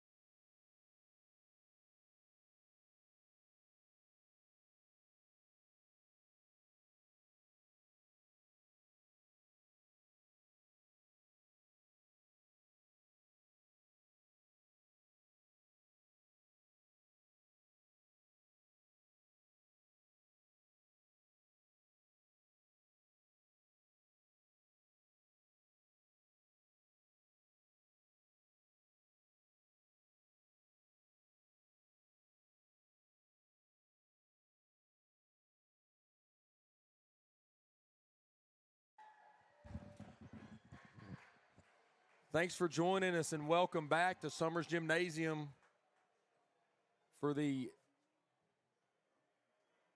nightcap of our doubleheader between the Bryan College Lions and the Reinhardt Eagles. Got a good matchup. We had a 7-point Lady Lions victory in game one, and the Lions are going to try to hold off and win this second game of the doubleheader. Both the Lions and the visiting Eagles, not the best start to the year for either team. A few games under 500 each, so a big game in the standings here to see if either of these teams could jumpstart their season. We're going to see Terrell Reeves and Derek Brown for the tip here. The starters for the visiting Eagles, A.J. Shaw, T. Williams, Nakai Fisher, Derek Brown, and Jackson Sousa. And for the Lions, Derek Curtis, Hayden Moten, Trey Morrow, Terrell Reeves, and Jerry Taylor Jr. for Coach Jason Latch and the Lions.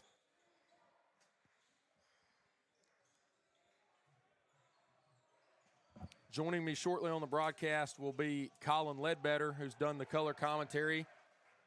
He is your basketball expert, even though we're both baseball guys, as we have a missed three-pointer for the Eagles. And welcome to the broadcast, Coach Ledbetter. Colin, what's up, man? Jordan, good to be back in the booth with you, bringing you some more Lions basketball. Absolutely. Got a good conference matchup. We're going to see a deep three from the lefty, Nakai Fisher. Going to miss that one.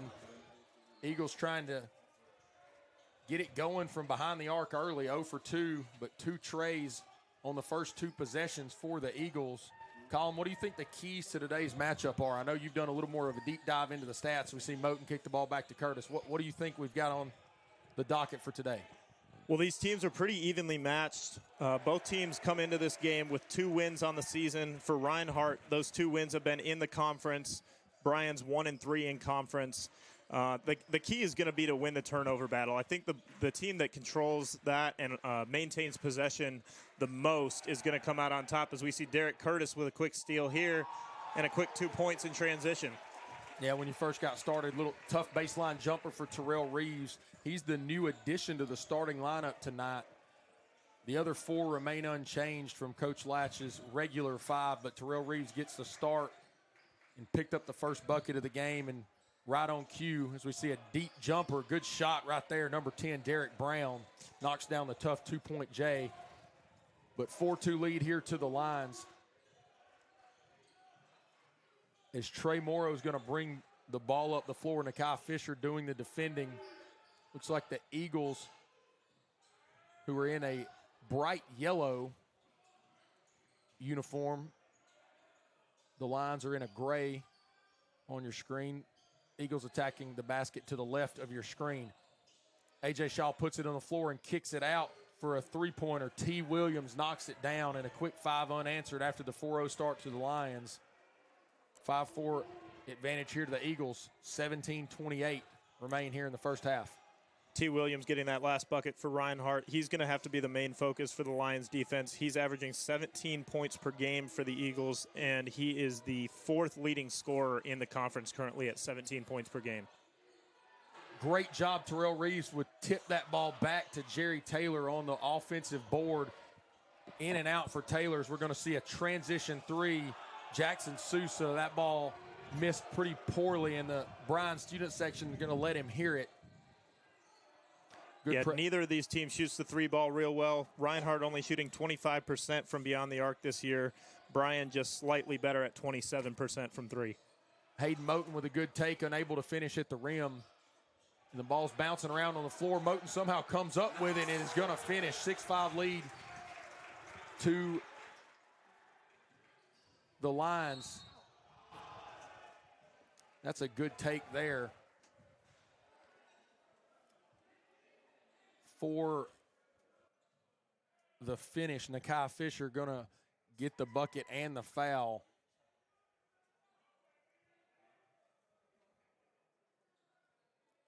As he's going to go to the line to try and convert the old-fashioned three-point play. Fisher, the lefty, with a couple dribbles and a spin.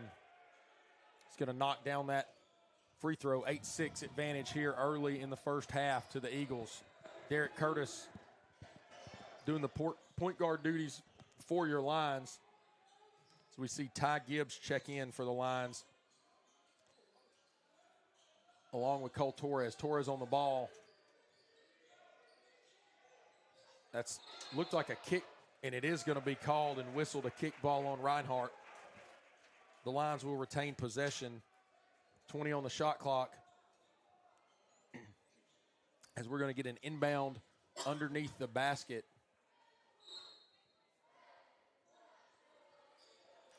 Out to Derek Curtis. Looked like he might have been on the line, and it was just a two-pointer. About as long of a two-pointer as you can get. But that's going to tie the ball game up at 8. Lions elect for a little bit of pressure here as Derek Curtis pokes that ball free as far as Ty Gibbs. Ty Gibbs to Jerry Taylor in transition. Transition up and under. Derek Curtis, wonderful finish with the left hand. Great job out in transition there, Colin. We've mentioned that Derek Curtis can be a spark plug for this Lions team, and I feel like when he plays good basketball, the Lions play good basketball. He's a little bit of the heartbeat of the team early in this season. Yeah, I think you said it 100%. He is the spark plug for this Lions team, not only on offense but on defense. Fills the stat sheet in almost every category, every game, and just provides a lot of energy while he's on the floor. And he wanted the ball quickly from Moten. Moten did a great job on defense. And the only conference win the Lions have was against Union on the road in Barberville, and Derek Curtis had 21 points. As we see a deep three from Cole Torres, just a little long. But Curtis had 17 of those 21 points in the second half in a rousing comeback for the Lions. We're going to see another three by the lefty. Nakai Fisher knocks it down, 11-10, early lead to the Eagles. But Curtis has had a good start here, and so have the Lions. It's been as right when I say that, as a good start, as that ball is going to be thrown away, and we're going to get our first media timeout.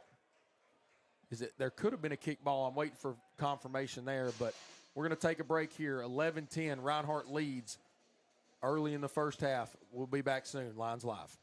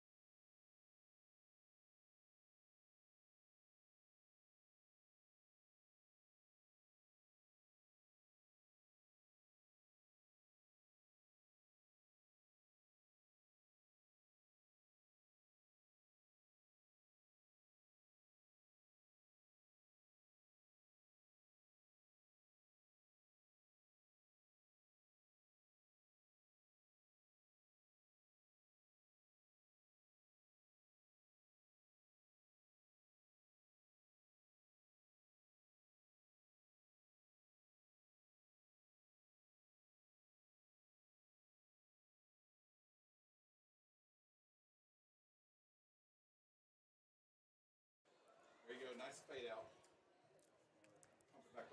Welcome back into the gym here, Summers Gymnasium. 14:45 remaining in the first half, which has been a back-and-forth game.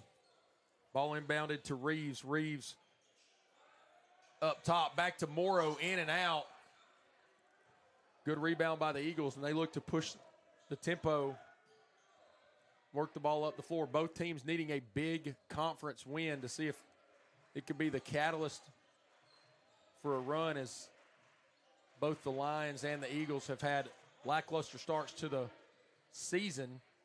Good defense, Trey Morrow, and a tough shot. What a shot there by T. Williams. Great finish. 13-10 lead for the Eagles. Cole Torres doing the duties to bring the ball up. Finds Morrow. We're going to get a foul underneath on number 10, Derek Brown, while he was trying to fight for position with Terrell Reeves under the basket. It's going to be Brown's first foul. He had wrapped up Reeves underneath.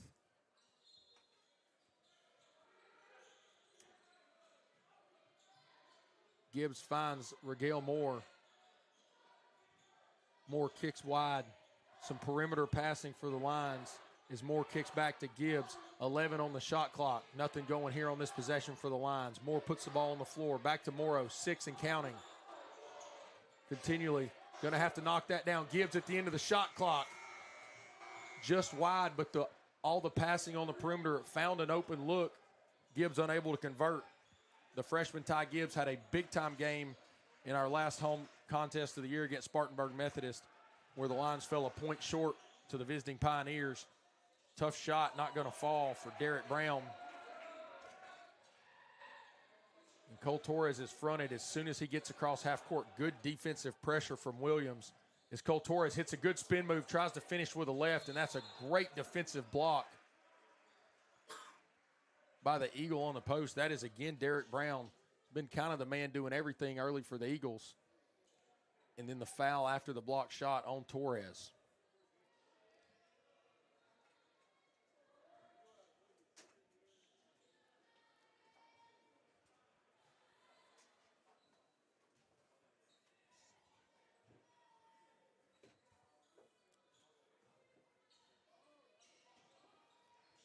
Ariel Jones checked in and brings the ball up for the Eagles. They're going to work it down to the post through number 3, T. Williams. Back out to Jones. Jones puts it on the floor, kicks back to Williams. Williams bodies Jerry Taylor Jr. and finds an open Nakai Fisher in the corner. Fisher unable to get that one to fall. Good defensive possession for the Lions. Ty Gibbs with a big-time rebound. The student section approves. The Lions need to use some of this momentum to kind of get this crowd into the game, and they do. Good finish, Gibbs at the rim, 13-12. Advantage here to the Eagles. A blackout here tonight in Summers Gymnasium. The last game before. Good job defending that shot. That was saying the last game before the Christmas break, the last home game during the week where you probably have a big crowd, as the Lions are going to be at home to Johnson on Saturday. It'll be another conference doubleheader. Gibbs with a rebound, unable to finish. And I think, Colin, the one thing we have said about some of the youth on both the Lady Lions and the Lions team, as we see a great finish by Jones at the rack, is they show spurts of being able to really get it done. Ty Gibbs, one of those guys, has had some really good parts of games, but we're waiting to try to put the full thing together. Torres jumps step back 3, unable to convert. Yeah, and you can see the tools there, so to speak, to use a baseball term, but you see the tools in a lot of these young guys for the Lions. They show flashes of greatness. In a couple years, those will probably be polished, and they'll be pretty good players. Right now, just a little bit out of control sometimes and inconsistent when it comes to shooting with open looks. Good look for Derek Brown to get up and under the basket. Had a decent look from where he started, but unable to finish. 15-12, Eagles still lead. And to your point, Colin, these guys are freshmen probably early in this semester, and they'll play a little more like freshmen. The more the minutes pile up, the more game time they get. You think you're going to see that's going to pay dividends in the second semester. Spoke with Coach Latch earlier this week, and while he does have a young group that's inexperienced in terms of a lot of minutes in college, you think that this could be a team that has gotten off to a little bit of a rough start but has a chance to really come on in the second half, as we see a big-time block by Jerry Taylor Jr. underneath. And I think that's what Coach Latch is looking for, is a little bit more of the gel together with a lot of new faces and new names, and this youth to really kind of step up and find their footing as we go through this fall semester into the wintertime and then more importantly to the spring. Ball lobbed in. Good job by Derek Brown. He's going to finish that tip in, 17-12 to the Eagles. Jerry Taylor Jr. puts the ball on the floor, trying to take it to the rack. Draws some pressure with the body. We've got some kind of, there we go. That was a goaltending. Somebody tried to get the rebound, and I think a Reinhardt Eagles hand got stuck in the net as they yanked the net down, and it caused the rim to break a bit.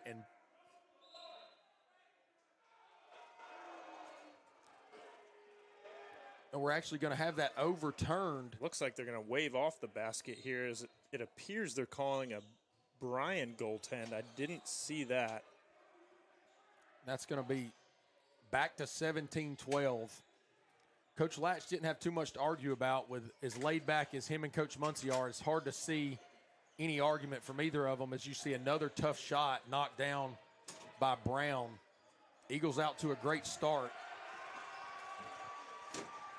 As we loud applause around the court, we're going to get a kick ball as Cal Drake tried to get that ball inside. And the applause is for number 5, Dalen Gales, Appalachian Athletic Conference first team all-conference player last season, checking in for his what will be his first minutes of the year. Coming off an injury, has been rehabbing diligently since he got back to school in August. And the student section knows that number 5 in gray is on the court, and it's got them fired up. Lions are going to need the catalyst. It's 19-12 here, just inside of 10 minutes remain in your first half. We'll be right back on Lions Live.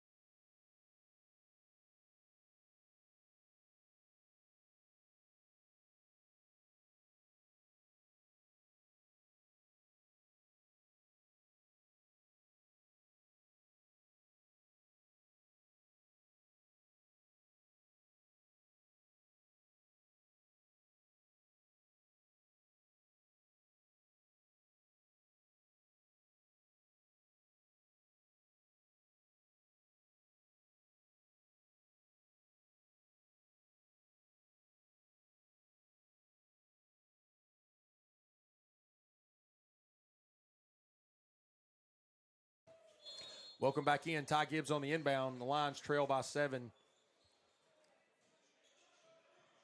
Ball goes into Jerry Taylor Jr. and Dalen Gales on the ball for the first time in 2025. Derek Curtis works down inside of Jerry Taylor Jr. It's going to go up. Good finish. The physical finish. Good with the body, Jerry Taylor. And a much-needed 2 points to get the Lions back moving. Ball's going to be kicked down in the corner to Tucker Lau.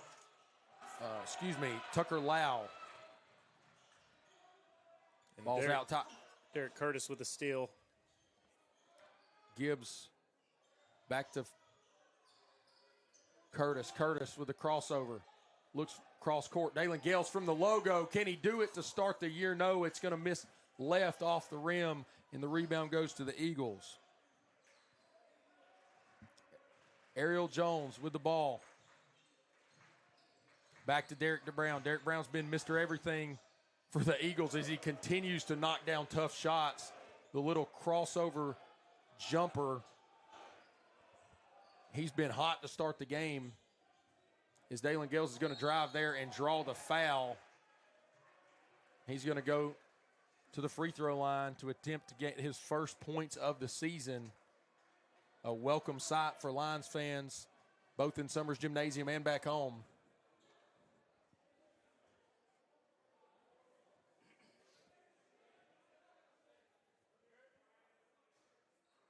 Gale's going to miss the front end of those free throws.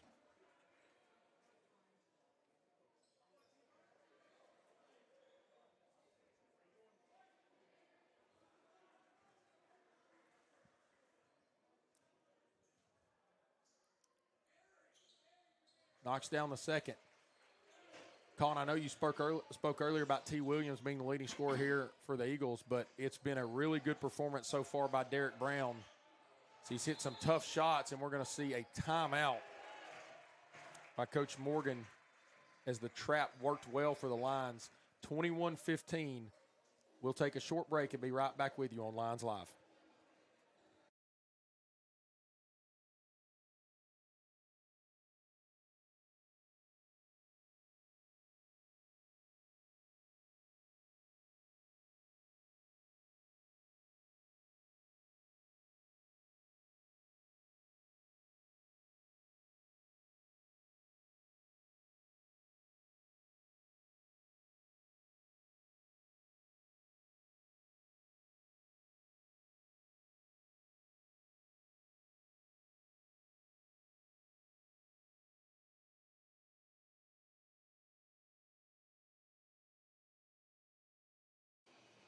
Welcome back in. 8:26 remain after the timeout by Coach Richard Morgan for the Eagles. 21-15, Eagles lead.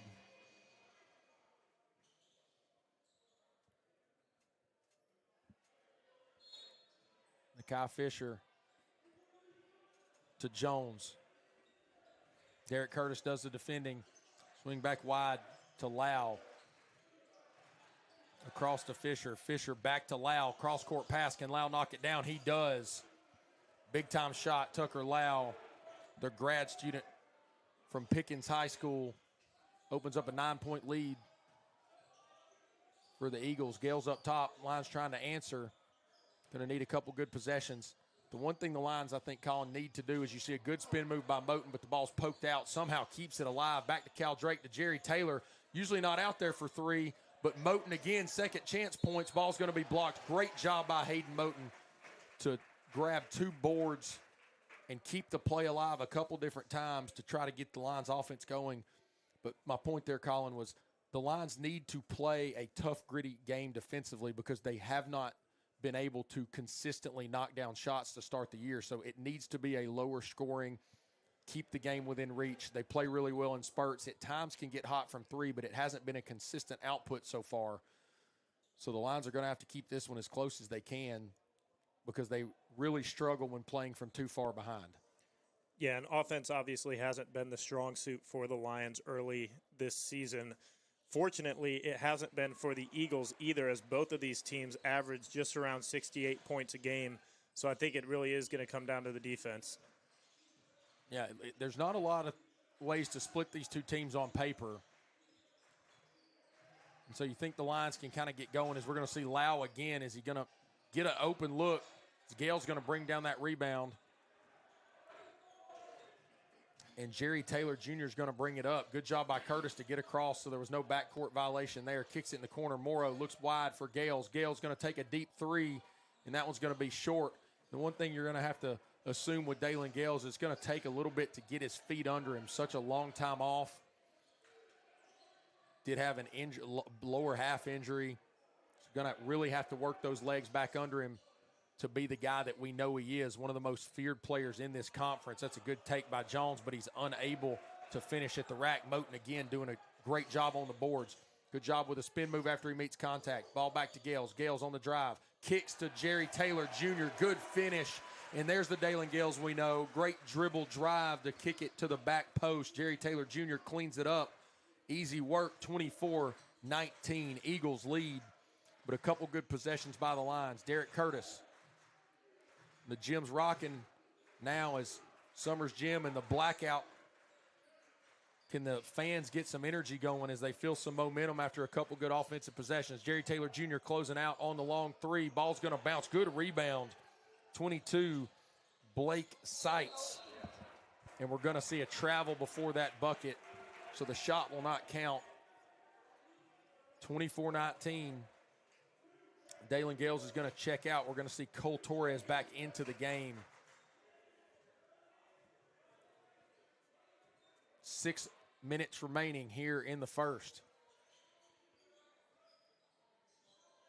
Torres works to Jerry Taylor Jr. Back to Torres across. Kicks out for Moten. Moten from deep. Not going to be able to land that one. Line's off to a cold start from behind the arc. 0 for 7 so far. And that's got to be, a little bit of a weak foul call.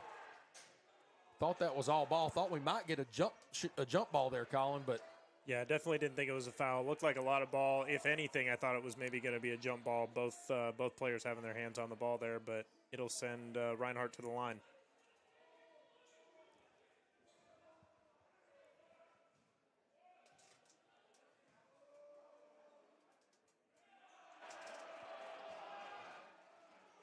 Some shouts from the student section of ball don't lie as the first free throw is missed. The Eagles have struggled from the free throw line this year, shooting just 65% as a team, and there's an 0 for 2 from the line right there for the Eagles. Yeah, it's something that you think Coach Morgan would definitely want to fix is got to be able to make those, especially when you get ahead in ball games, to close games out. Going to want to knock those free throws down. Absolutely, and that's been a strong suit for the Lions, shooting 76% as a team from the free throw line, third in the conference currently.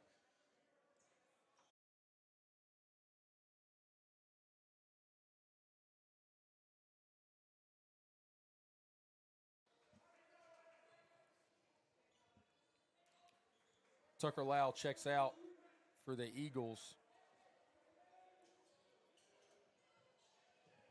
Derek Curtis struggles to get the ball in. Got a good cut. Knocks down a tough runner in the lane. Small in stature, but elevated high above the Eagle defender there to knock that shot down. Contested in the lane. 3-point lead as the Lions continue to cut into the Eagles'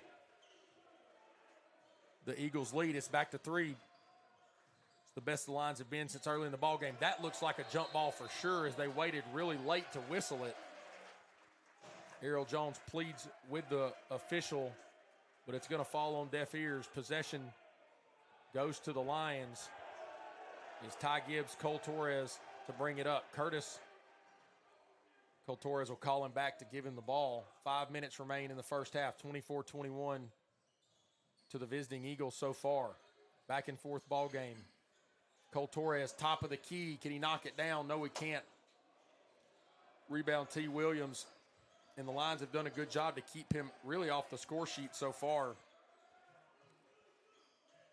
Colin, you mentioned earlier, one of the top scorers in the conference. The Lions have done a good job defensively, and it's probably been a reason they've been able to keep this game close early as they've kept Williams from getting to the bucket. And that's a good finish there by Blake Seitz. Yeah, I think you're absolutely right, Jordan. Williams not doing too much offensively so far. Lions have been able to keep him in check and not a lot of scoring coming from the other guys. Eagles still hold a 5-point lead, but the Lions are right in this thing with their good defense. We're going to get a media timeout.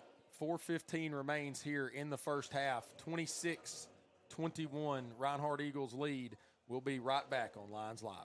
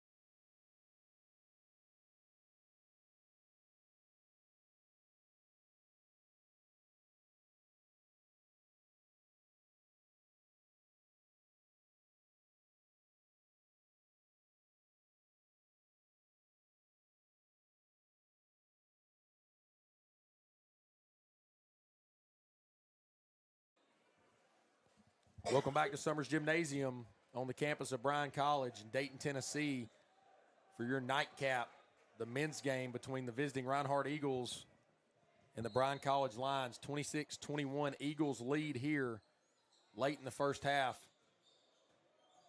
Ty Gibbs with good pressure from Errol Jones. Inside to Jerry Taylor Jr. He's going to go up with a contested lay-in, unable to finish. Cole Torres hit the floor hard going for that rebound. Eagles with possession. Both coaches barking out orders from the bench for their offense and defense respectively. Ball goes inside to Derek Brown. He's had a good start. He has hit those shots all day, and I'm telling you, that is going to be tough to handle for the Lions. Not much you can do defensively there. He continues to step back 15, 17-footers, and those are really hard to guard. They're also very low percentage shots, but he's making it look like it's a lot easier than it is.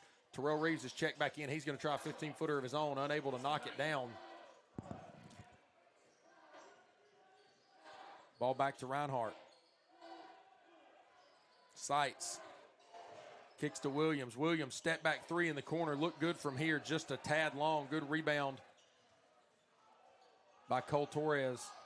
Kicked it out to Ty Gibbs, who smartly checks the ball up.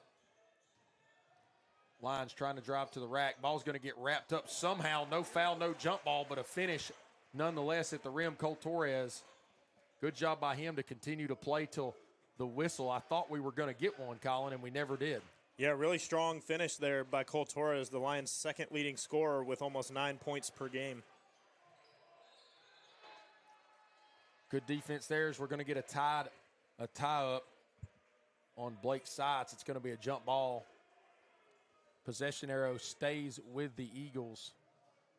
28-23, 2:36 remaining in the first half. The Lions have consistently been down in this game, but it has been a tight ball game pretty much throughout. So we're going to see Jackson Souza off the inbound. Ball kicked to Brown. Brown's going to pull up and try another long jump shot, and it's going to be miscommunication, and the ball's going to bounce off of either Ty Gibbs or Terrell Reeves, and it's going to stay Reinhardt Eagle basketball.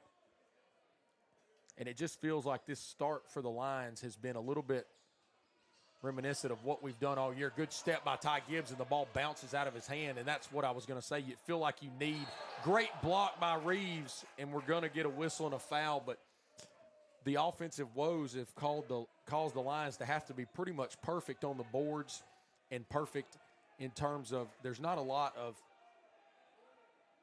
things they can do until they start hitting shots to stay in ball games. Ball's got to bounce your way, and it just hasn't done that so far. Even like that, Ty Gibbs, good job picking that ball off, but unable to keep the handle on it, and it stayed with the Eagles. Derek Brown misses the first of the the first of his 2 free throws. Going to have to be good here. Jerry Taylor Jr. and Reeves under the basket to get this rebound. 2:21 remaining. Getting loud in the gymnasium here as Brown's going to knock that one down. 29-23 to the Eagles. Brown's now got 11 points, been the hot hand for the Eagles here in the first half. He's only averaging about 8 points a game this season, but has already surpassed that number here in the first half. While T. Williams, their leading scorer, has been relatively quiet, Brown has stepped up and become the hot hand for the Eagles here in the first half. Good job by the defense to force a turnover as Dalen Gales tried to take that ball to the basket. Jones tries to test Gales. Good job crossing over. Tough finish off the glass. Good shot by Jones. As he kisses that one off the glass, it takes some touch to be going at full speed to elevate and kiss that off the backboard as he does. But a good finish as Dalen Gales is going to try to draw contact, and he gets his defender to bite. That's Jones on the pump fake, leans in and draws the foul. It's one thing he's been so good at is you have to guard him on the perimeter, but he's so explosive at getting to the rack. And when he gets there, does a good job of using his body and using shot fakes to draw defenders close, and then leans in and gets to the free throw line. It's one thing he's done a really good job of over his career is make free throws. So been to the line a couple times. It's just a different level athlete for the Lions, able to score so many ways. So you're going to see a couple Reinhardt Eagles check into the ball game. Dalen Gales back to the line to shoot the second of his 2 free throws and see if he can get this back to a 6-point deficit. He's going to knock that one down. 3 of 4 from the line for Gales to start this game. 1:31 remaining. Eagles trying to extend a 6-point lead here in the first half at Summers Gymnasium.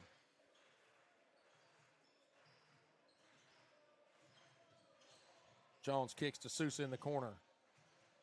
Sousa back out to Jones. Lions defense has done a good job, but that's a great drive and dish under the sights. Good job by the defense to force a turnover. Cole Torres, as Jones tries to D him up. Torres is going to need potentially some help getting the ball across half court. And he gets some help.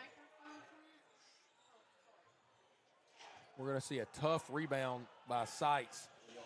Great move there, but he had nobody with him, and he finds the runner, Nakai Fisher.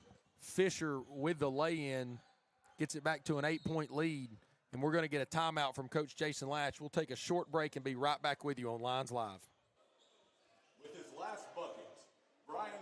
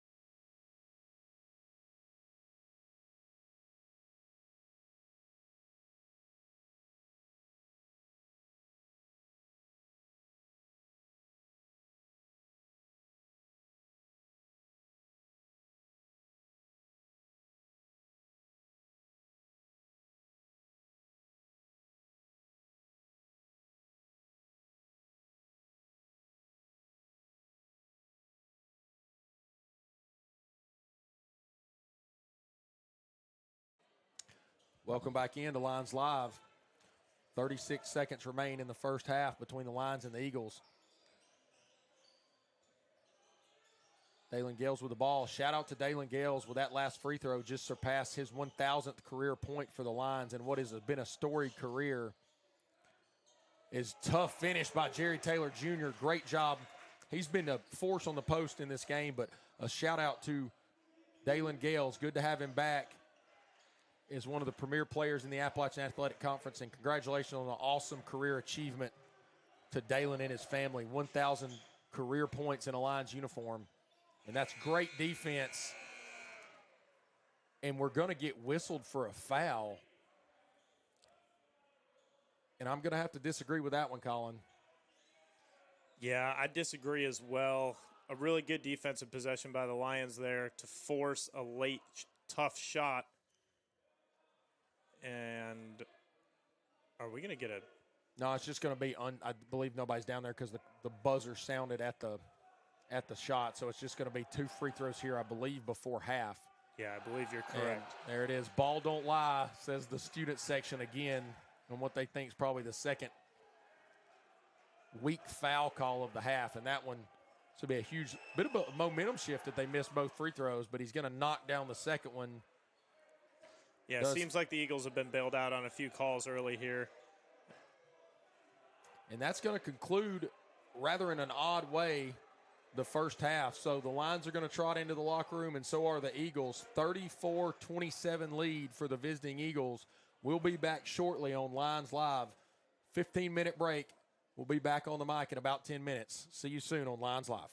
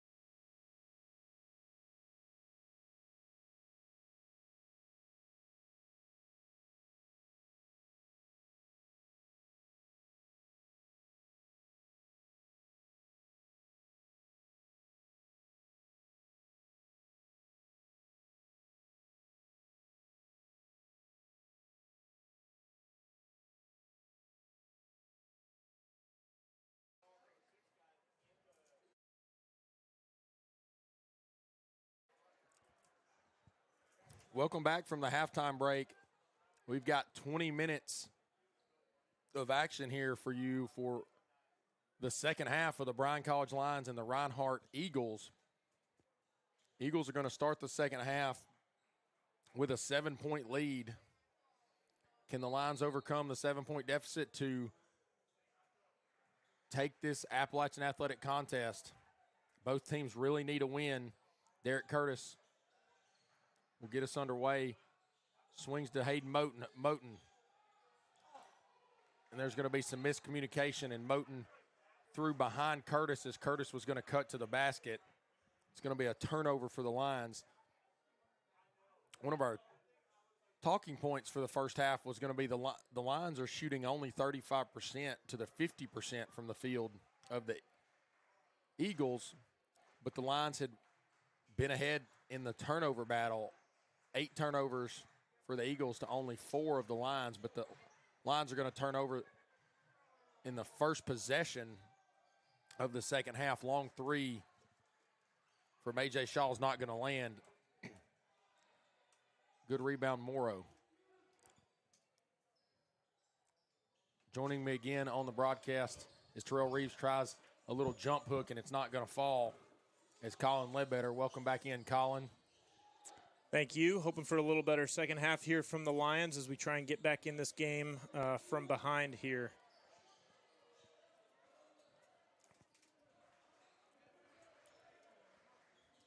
A.J. Shaw's going to swing to the corner. Tough shot by Jackson Sousa. The ball's going to be blocked. Lions are going to come out with possession. Moten picked up his dribble early and thought he had help. Derek Curtis scurries back behind half court to help him. There's a lot of contact there, but no foul call. It's going to be an easy transition lay-in for Sousa. Back to a 9-point lead. Lions struggle in the first 40 of the second half, 140 of the second half to get something going offensively. As Curtis brings the ball up, swings to the left wing. Morrow gets the screen from Jerry Taylor, but it goes nowhere. Kicks out to Curtis. Curtis is going to direct the offense. 12 on the shot clock. Reeves comes for the screen. Back to Jerry Taylor Jr. Jr. is going to finish at the rack. Jerry Taylor continues to play well. He's done a good job finishing at the rim. And that's where the Lions are going to have to continue to go to get back in this game. They've now got 20 points in the paint, so almost all of their points coming from inside the paint. They're 0 for 10 shooting from beyond the arc, so really need to focus on getting the ball down low. Jerry Taylor Jr. has done a really good job of going to work on the big men and getting those easy 2 points at the basket. It's the same old song and dance for the Lions. They continue to struggle. Tough turnaround shot. Good offensive board by Reeves. Reeves going to go back up. We get some contact there, and finally a little bit of a late whistle, but a definite foul on Reeves as he tried to finish with the right hand off the offensive board. He's going to be fouled, go to the line to shoot 2, but Colin, the same stuff, different day, as another abysmal performance from behind the arc. And the Lions, you have to think at some point, will get it going as that's going to roll in and out of the rim. Cole Torres checks in for Jerry Taylor Jr. That's going to kick Hayden Moten down to a more of a center position or a forward. You're going to see him. He kind of plays that swing position, can play a small forward or a power forward, is good from the low block as well as on the perimeter. Both free throws missed by Reeves. Lions down 9, 38-29, 17-10 remaining here in what's been a pretty back-and-forth matchup in the first half. Lions have not got off to a great start. It's a good feed inside and draws the hoop in the harm. Number 3, T. Williams, and we kept him down, Colin, for the first half. And I just think with the way he scored and put the ball in the basket all year, it's going to be hard to keep him down. You see a seasoned scorer that was able to get the defender up in the air, leans in, creates the contact for an easy lay-in as he's going to go to the free throw line and convert the old-fashioned three-point play. It's been all Eagles here in the second half, 41-29. Lions have only scored 1 bucket in the first 3+ minutes of the second half. That was a Jerry Taylor Jr. lay-in. Back to Trey Morrow. Can we break the streak? No, we can't. Moten touches the rebound. Reeves unable to get it. It's going to fall into the hands of T. Williams. Williams looks to push the tempo. Williams spins in the lane, and he's going to, I thought, draw another foul, but he's going to be whistled for a travel before the foul. I think that's the right call there. The Eagles bench obviously disagreed, but I think he picked up his pivot foot twice. Lions now going to bring the ball up, hoping to end this scoring drought. Like you said, it's been more of the same. The shooting struggles continue to plague the Lions here, as they have throughout the entirety of this season. Shooting just 34% tonight, but a really good job of finishing inside. We talked about getting the ball into the paint, and we see more success converting from down low from the Lions right there. Yeah, great job by Terrell Reeves with the finish. The heavy lifting was done by Derek Curtis as he crossed over in the lane. We're going to have a turnover as Nakai Fisher steps on the line. So the dunk right there, the hard finish in front of the student section maybe gets a little bit of adrenaline in the gym, as we're going to need it here. Lions trail by 10, 16 minutes remaining in the second half.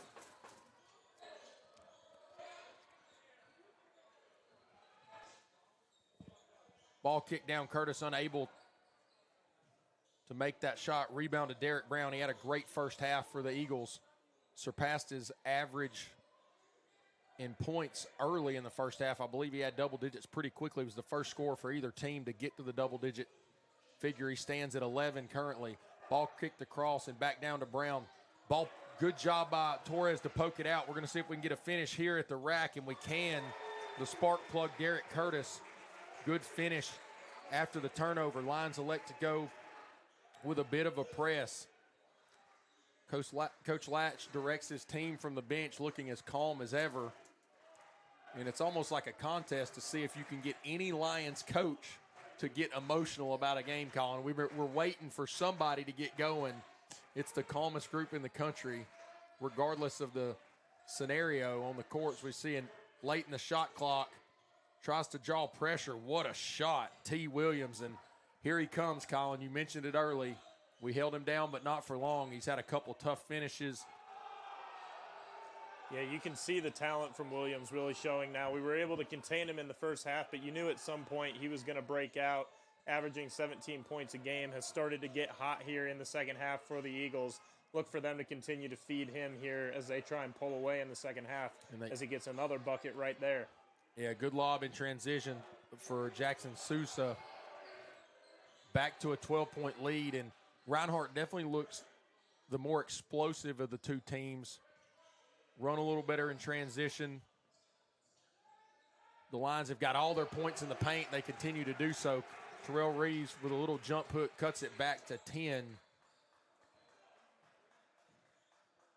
Lions still looking for their first three-point basket of the game. 0 for 10 from behind the arc. The Eagles not shooting much better, but they are 3 for 10. Should get a good take to the rack by A.J. Shaw and a finish with the right hand at the rim.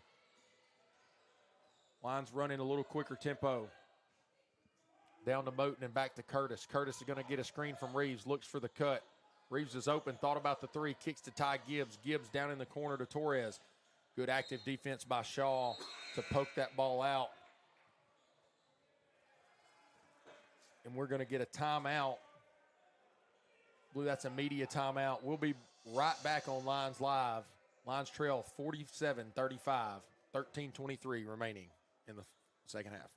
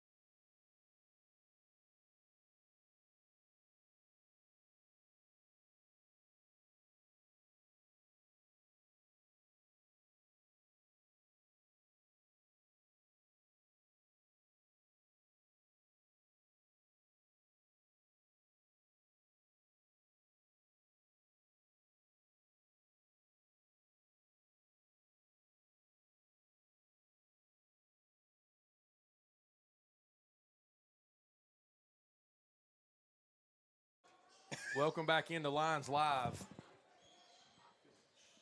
Dalen Gales, long jumper, knocks it down. Cuts the lead back to 10, 47-37. Gales is going to have to get going.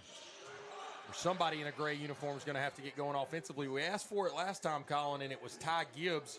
The Lions last week hit 4 straight threes and went on a 15-0 run as we get a jump ball. Ball's going to stay with the Eagles. Yeah, you talked about last game. It came from kind of a surprising hero in Ty Gibbs. Here, maybe the Lions looking for more of a familiar face to get him going with Dalen Gales back on the floor in his first action this season. And the ball bounces around.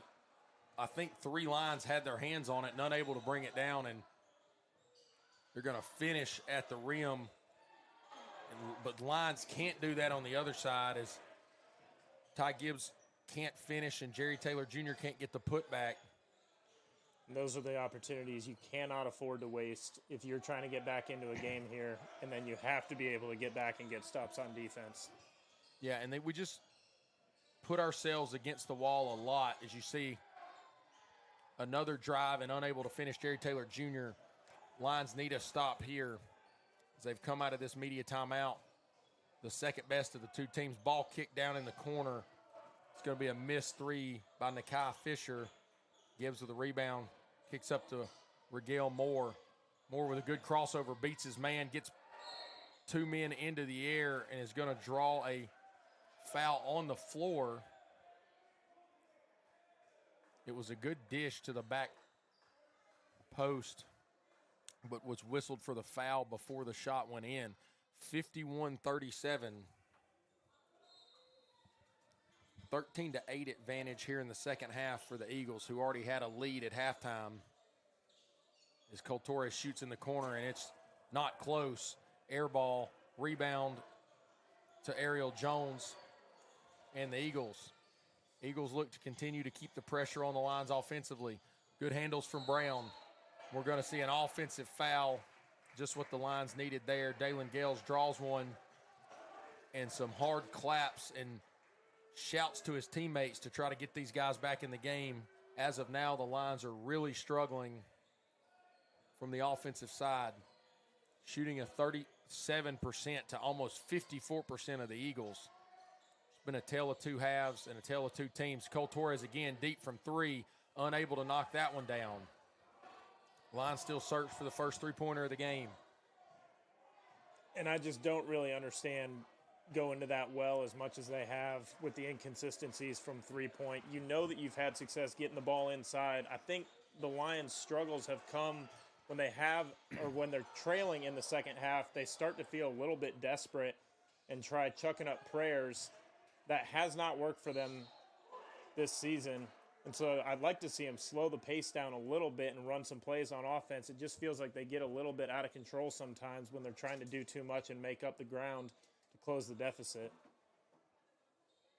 Yeah, definitely. And I think because we've been trailing so much, and it always feels like you're within striking distance, that you start feeling a little bit pressured to put that 3 ball up, and they just have not failed for the Lions so far this year. We see Derek Brown knock down the first of his free throws. That's going to stretch the lead to 15 for the Eagles. 52-37, just under 11 minutes remaining in the second half. It's going to take a good run for the Lions to get back into this game. We're going to see Nick Chambliss trot to the scores table. Nick was actually part of the smaller lineup that Coach Latch went with against Spartanburg Methodist that got us going when we went on a big run. Nick can shoot from the outside, and we're going to need some of those to fall. Gales to Gibbs. Gibbs looking for Reeves. Run in motion here. Back cut to Regale Moore, out to Gibbs. Gibbs across to Dalen Gales. Dalen Gales loses it, was able to grab it and finish at the rim. And another point in the paint, Colin. It's like you said, when they go down there, they have a ton of success. And you're going to have to continue to go back in there. I know it seems like it's tough sledding at times, but you got to make sure you're getting the points, and those are high percentage shots for the Lions right now. Good kick to a wide open shot on the baseline That's Dylan Fullwood's first bucket of the game, the 6'7" junior from Savannah. Georgia knocks that one down. Speaking of Savannah, Colin Ledbetter, former Savannah Banana, in the booth with me, so shout out Savannah. Ty Gibbs steps back, and he knocks down the first three of the game. And hands up in the booth. It's the first one of the night that comes inside of 10 minutes in the second half. Ty Gibbs got us going last week, Colin. Let's see if he can do it again. 55-43. Lions need a stop and some buckets. And this is a similar position that the Lions found themselves in last week when they were trailing in the second half and then went on a 14-0 run to close that gap, all started by a Ty Gibbs three-pointer. So we'll see if it's more of the same here in this one. Can't get a stop on the defensive end. So that ball's going to be cross court. Nick Chambliss puts it on the court, back to Gales. Gales out top to Regale Moore. Moore into Reeves. Reeves gets double teamed, looking for help. Gibbs again swings to Moore. Moore contested, deep three. It's going to rim out. And a good rebound again by Fullwood. Fullwood got the pass, wasn't looking for it at all. That's a turnover by Sousa and a finish by Ty Gibbs. So an unlikely turnover gets the Lions 2 points back. Still a 13-point lead for the Eagles. Coach Latch is standing up, shouting some things at the players, trying to see if they can get a lockdown stop on defense. And I mentioned it at the beginning of the broadcast that a lot of this game was going to come down to winning the turnover battle. So far, Reinhardt has turned the ball over 12 times, and you see the Lions not being able to capitalize with the points off those turnovers. If they're able to do that, they're going to get right back in this game. Yeah, and I mentioned it when you were out at halftime. The Lions have done a great job in the turnover battle. They've just been unable to knock down shots, and you can't – it's almost a 20-point difference in shooting percentage, and that's been the difference in the game. Coach Josh Muncy was on for the second quarter of the girls' game, and he was talking to me a little bit about certain things you look for in the stats to see who's going to win, kind of those swing stats.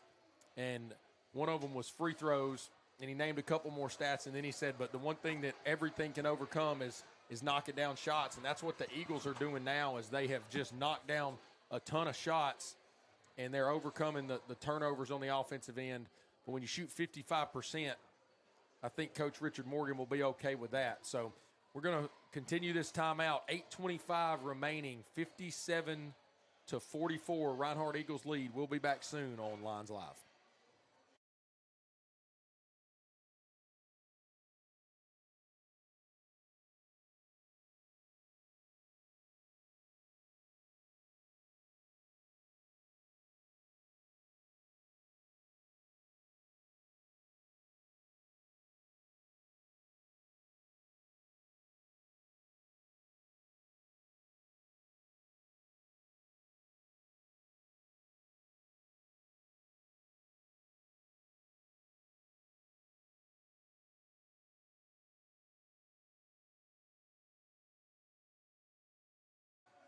Welcome back to Lions Live. Ty Gibbs doing the inbound. Finds Terrell Reeves. Derek Curtis off the screen. Curtis looks for the cut of Reeves. Back to Gibbs. Swings to Regale Moore. Moore looking for a tough take. Finds Nick in the corner. And Nick Chambliss knocks it down, and that's why he's in the ball game. He can definitely shoot from behind the arc. It gets the student section fired up. Nick Chambliss, if you don't know him, has an infectious personality and is a fan favorite here at the Lions. And if he starts knocking down shots, it'll get rowdy in Summers Gymnasium. That's going to cut the lead to 10. Can the Lions get a stop here? It's going to be whistled for a foul, I believe, on Derek Curtis. And it is going to be on Derek Curtis. It's going to be on the floor. 7:48 remaining. Lions down 10. That foul resets the shot clock to 20 seconds. Jones looks for the inbound. Ariel Jones did not start this game for the Eagles, but he has done an unbelievable job off the bench and has found himself with a ton of minutes. Sousa back to Jones. Jones double teamed in the corner. Air ball. Gibbs is able to grab that rebound. He's going to get fouled. T. Williams fouled with the body. Looked like he just didn't want the Lions out in transition. As after Nakai Fisher had missed that shot, he went to the ground. So I think it's probably a pretty good foul to keep the Lions from having numbers. Forces them to get set up in the backcourt. Ball to Chambliss on the wing. Chambliss kicks back to Gibbs, who looks for Reeves. Runs through the paint. Gibbs is going to look. Can he find anything? No, he can't. Ball's going to be thrown off the back wall. Good block by the defense of Reinhardt. 15 remaining on the shot clock. Lions down 10. Love to be able to get a screen to break Nick Chambliss open. Ball goes into Reeves. Reeves looking for Gibbs. Can't get there. Finds Regale Moore. Moore looking to take to the rim. Kicks to Gibbs. Gibbs in the corner. Can he knock it down? Yes, he can. Another three ball for the Lions. And here's the mini run we talked about, Colin. 57-50. The Lions have hit back-to-back trays and find themselves close in this game again. We just talked about it, Jordan. Lions being in a similar position that they were last week and were able to close the deficit. Doing a good job of trying to do the same here in this one. They've got the crowd here in Summers Gymnasium on their feet, and you can feel the momentum starting to swing in favor of the Lions. Step back from Jones. Tough shot. Rims out. Rebound Reeves. And another three ball would send this place into pandemonium. 6:25 remaining. Derek Curtis brings it up. Look, went for a break. It's going to find Chambliss. Chambliss backs down. Needs help. Going to look for the step back. Not a high percentage shot. And the rebound's going to go back to the Eagles through T. Williams. T. Williams brings it up. Drops off to Ariel Jones. Coach Morgan tells his team to slow it down. Really going to run a half-court offense here. Swings to Fisher. Fisher back to Jones. Curtis will do the defending up top. 10 on the shot clock. Swing the ball around. Sousa with a tough shot at the top of the key. Not able to hit it. Rebound Ty Gibbs. And he's going to slow it down and get the ball back to Regale Moore. Moore back in the corner. Nick Chambliss couldn't get the handle. I think he was willing to shoot that one, but couldn't get there. Derek Curtis with a tough finish. Nobody on the boards for either team. That's about the most uncontested rebound you'll ever see is Nick Chambliss with a big block in transition. It's going to get the student section going again.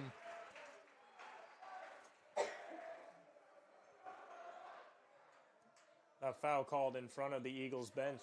Coach Morgan with his arms up in the air, begging for a foul. Not going to get it. It looked clean from here as you're going to see a good trap in the corner. Lions force a turnover. Regale Moore running the court. Goes up, and he's going to get the finish to Ty Gibbs. Great touch on that pass from Ray Moore.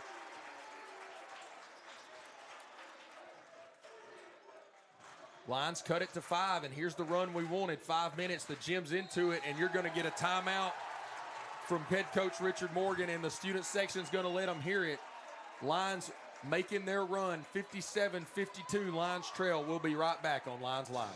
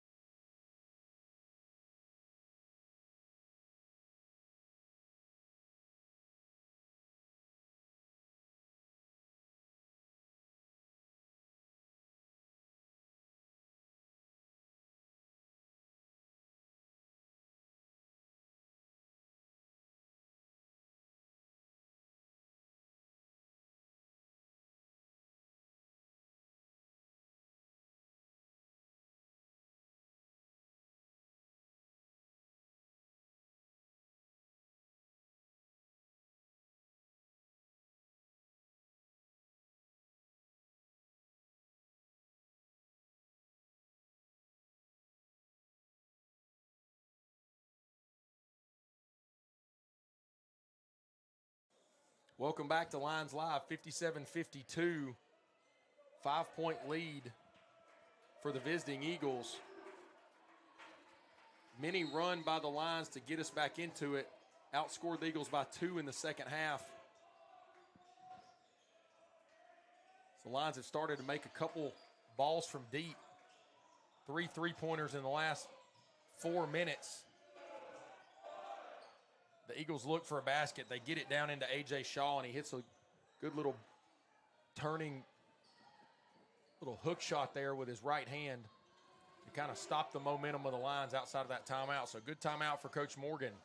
Jerry Taylor Jr.'s checked back in along with Regale Moore. It's a bad searching ball in for Regale Moore, or from Regale Moore, looking for Jerry Taylor, and that's got to say that's a good foul from Derek Curtis. I thought he was going for the steal, but unable to finish at the rim was the Reinhardt player. It's going to send him to the line shooting 2.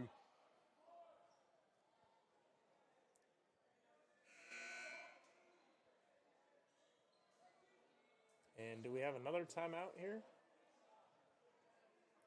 I believe we are going to get another timeout. Not sure who called it, but it looks like we're in another timeout.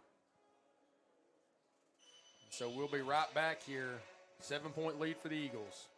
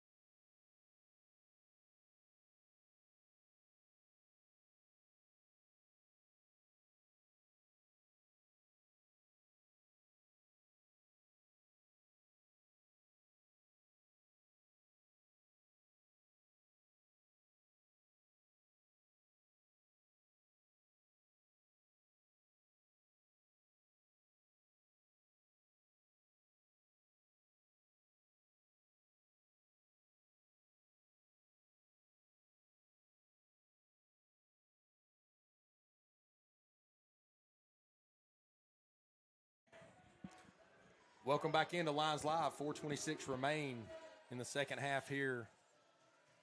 Eagles hold on to a 7-point lead. Nakai Fisher, the redshirt sophomore guard from Lawrenceville, Georgia, Parkview High School, goes to the line to shoot 2 free throws after the Derek Curtis foul prior to the timeout. Off the rim, the backboard, and in for the first. Lead restored to 8 points for the Eagles.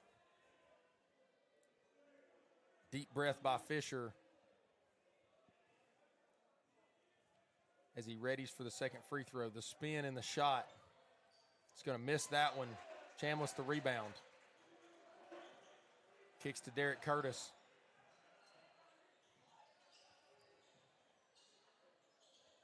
Going to run some motion. Chambliss going to come all the way through the defense down to the baseline. Look for a corner 3. It's going to be a bit of an errant throw. I'm not going to question how it went in, but I think they had a lay-in, and Chambliss and Torres thought they had a defender on the front side of them, and they elected to. Chambliss should have laid it in, but he kicked the ball to Torres, who then faded away, hit the shot, 6-point lead. Good active defense as Cole Torres dives into the wall, runs into the padded post, able to get up, hit him in the lower back. He's going to walk that one off. Great hustle showed by the Lions there going after that ball as Chambliss is going to check out for Regale Moore. As the student section loves it, Nick Chambliss is getting them fired up as he comes off the court. 6-point lead to the Eagles. Big time defensive stand here. Can they do it? The lob thrown from A.J. Shaw looking for Derek Brown's going to be tipped out of play by Jerry Taylor Jr. 3 on the shot clock. And an unbelievable play from Shaw, who threw it off the back of the defender, and it came back to him, and he tried to do it himself, unable to finish, and then Cole Torres is going to miss a three at the other end. Lions got to get another stop. Torres tries to defend.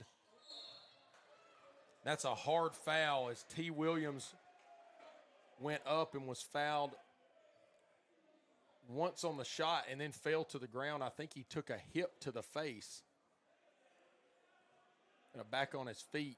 Is he going to walk that one off as he heads to the free throw line for 2 shots? 6-point lead to the Lions, 3:08 remaining. Just like I said early in the ladies' game, you get to the point where the clock is the biggest opponent if you're the Lions. First free throw is missed by Williams.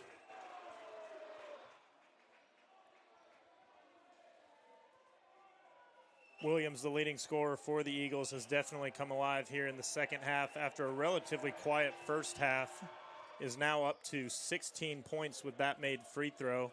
Just one off of his season average of 17 a game. It's been a quiet 16. It really has. has. You could easily see how he could explode for mid-20s or 30 points because it's been a quiet 16, and most of them coming in the second half. Definitely a threat who can put the ball in the basket. Jerry Taylor Jr. is going to be pressured and going to dribble that ball out of bounds. He's going to check out of the game. Lions are going to go with a little bit of a smaller set here to apply this press. Doesn't do much as the Eagles able to pass it easily and tried to dunk. Fisher tried a big dunk on Reeves. And a little bit of a bump from Reeves there. Gonna get the whistle blown on him as he initiated contact on Fisher. And they're going to get him for the technical, Colin, so it's going to be a foul on the attempted dunk. And I think there were some words exchanged between Fisher and Reeves after the play. Reeves went to bump him, and he's going to be whistled for the technical. And it's been a relatively clean game thus far. You always expect a little bit of chippiness in this matchup between conference rivals, no matter what sport it is. You like to see that competitiveness and that fire, but you don't want it to go against you and make mental mistakes like that one right there. Yeah, it's just those mistakes we talked that the Lions have to avoid. They have to avoid those as Fisher misses the front end of the free throw. And this Lions home crowd has not been easy on the visiting Eagles. The Eagles here starting to give it back to the fans a little bit as you see some clapping and fist pumps directed towards the students. Fisher going to knock down the second one, and then they're going to send Jackson Sousa up. So Fisher takes his 2 shots from the initial foul. Sousa going to take the technical free throws. I would assume the best shooter on the court from the free throw line, and he's going to miss the first one. And as a team, we talked about Reinhardt's struggles at the free throw line, just a 65% free throw shooting team on the season. That one's going to rim around and in. That one hit about every part of the rim that it possibly could before going in. Sousa was only 6 for 9 for the year. But the ball's going to stay with the Eagles after the technical foul. They hit 2 of the 4 free throws, which the Lions are lucky that they only hit 2 of those. But they're going to keep the ball. Ball goes out to Sousa. Lions have to get a stop now inside of 2 minutes or 3 minutes, and that ball's going to be thrown away. Can Rigel Moore get on the end of it? He does. Cross court to Derek Curtis. Derek Curtis looks at the three. He's going to take it to the rim, and that ball's going to be knocked off of a Reinhardt player and out of bounds. Reinhardt's. I believe there was a foul called. As it appeared, the ball was deflected out of bounds, but apparently that came after the foul on Derek Curtis's way to the basket. So he's going to be shooting here 2 shots. Yeah, we had a couple different things going on. I thought originally it was no foul call and just out of play. The Reinhardt players thought there was no foul, too. They were saying the ball went last touched by Curtis. But the whistle nonetheless, as Curtis can't knock down the first free throw. Going to have to knock this one down. 2:30 remaining. Lions trail 63-54. Curtis knocks down the second. Hayden Moten's going to check in, one of the better defenders for the Lions. So a good move here by Coach Latch to get him on the court. He's going to be on the inbounds pass. The trap's easily beaten by Sousa. Fisher's going to look to go to the rim, and we're going to get a jump ball. And that should be Lions ball. It is. Possession stays with the Lions. Great job by Jerry Taylor Jr. to be a huge presence. Fisher tried to take it to the rim. And it appears Moten was just in there for his defense on that possession, as he's going to quickly check out here now that the Lions are back on offense. Torres swings wide to Moore. Moore back to Torres. Torres looks to dribble. He drives, pull up. Jay can't get it. Falls his own shot. Draws some contact, but unable to get the foul call. 8-point lead for the Eagles. Torres going to stay freezing cold shooting tonight. Just 2 of 11, only 4 points. Another turnover forced by the Lions. But Gibbs tried to go around the back, had no idea that Derek Brown was behind him. And Brown pokes it loose and was destined for a lay-in. Derek Curtis had to take a foul that's going to send him to the line. Brown, the senior, will have 2 shots here. 56% free throw shooter on the year, so not a bad foul for Curtis if he can miss one of these. Yeah, and I think down the stretch here, if you're the Lions defense, you want to try and force these Eagles to go to the line as much as you can if it looks like they have an easy lane to the basket. We talked about their struggles from the line. Would much rather make them earn it by making 2 free throws than having an easy layup.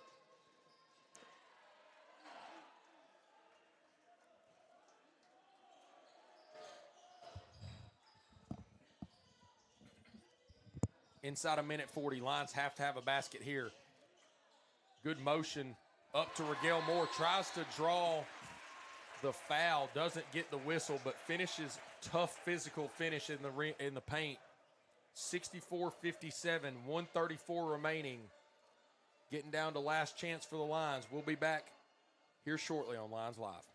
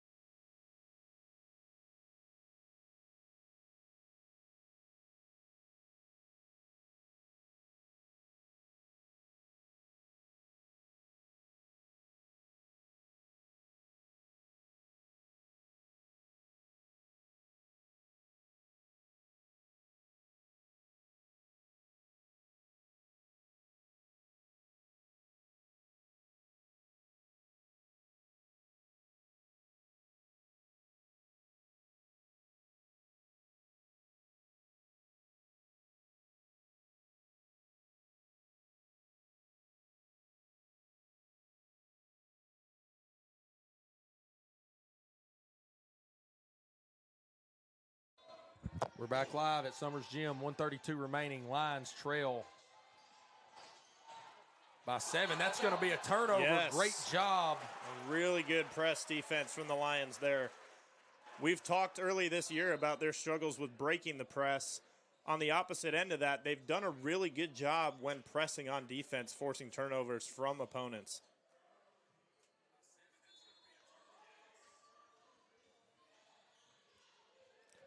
(64-57). Derek Curtis with the ball. 1:23 remaining. Curtis trying to take it to the rack. He's going to finish. It's going to get us to a 64-59 Reinhardt lead. Deep throw to Fisher's going to break the press. And there's going to be a foul. A little bit of an early foul potentially by Ray Moore. And it's going to be 2 shots. So Fisher's going to be at the line here shooting 2.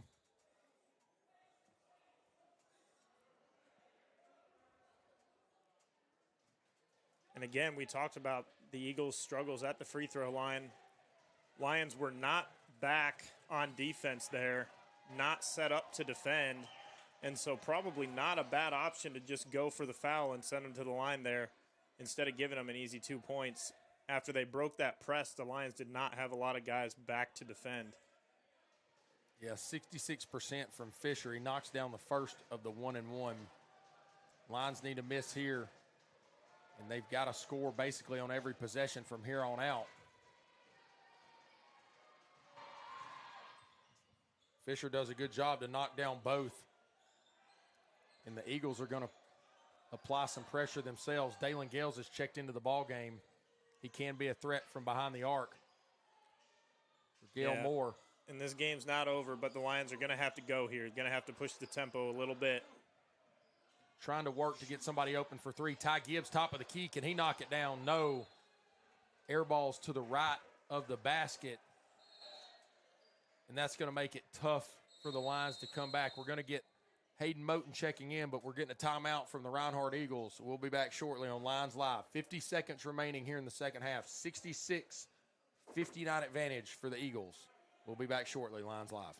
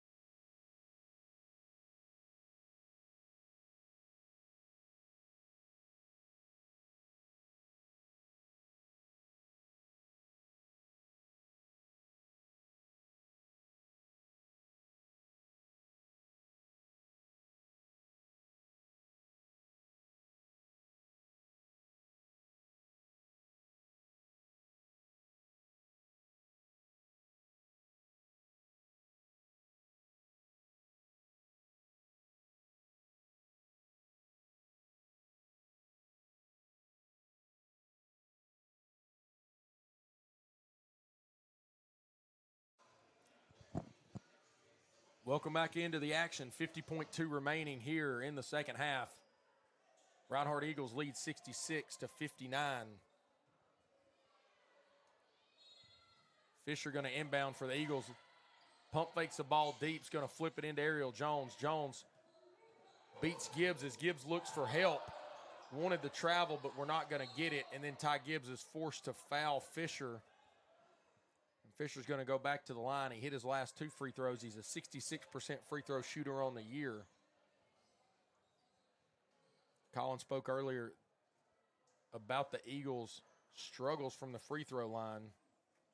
Haven't been able to shoot that well consistently. One of the lower teams in the conference, but they've been okay today and, more importantly, been better down the stretch. As Fisher's going to shoot another free throw. He does miss that one.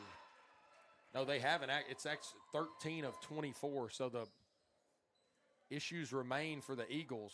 Yeah, right about at their season average there, shooting 65% as a team on the season, shooting just about 60% today from the charity stripe. Fisher's going to need this one. 42 seconds remain. He's going to miss that one. Board goes to Dalen Gales. What the Lions needed there. Going to have to push the tempo here. Going to have to get a bucket. Trey Morrow back in for his first minutes in a long time. Step back for Derek Curtis. Not going to find it. And that's going to go to a rebound and a quick foul by Dalen Gales. Derek Brown's going to take his chances at the free throws. Still a 7-point lead for the Eagles. 27.8 remaining. And that looks like it might be it, Colin, for the Lions tonight. Yeah, and I've seen crazier things happen, Jordan, but you feel like at this point it would take a miracle for the Lions to turn this one around.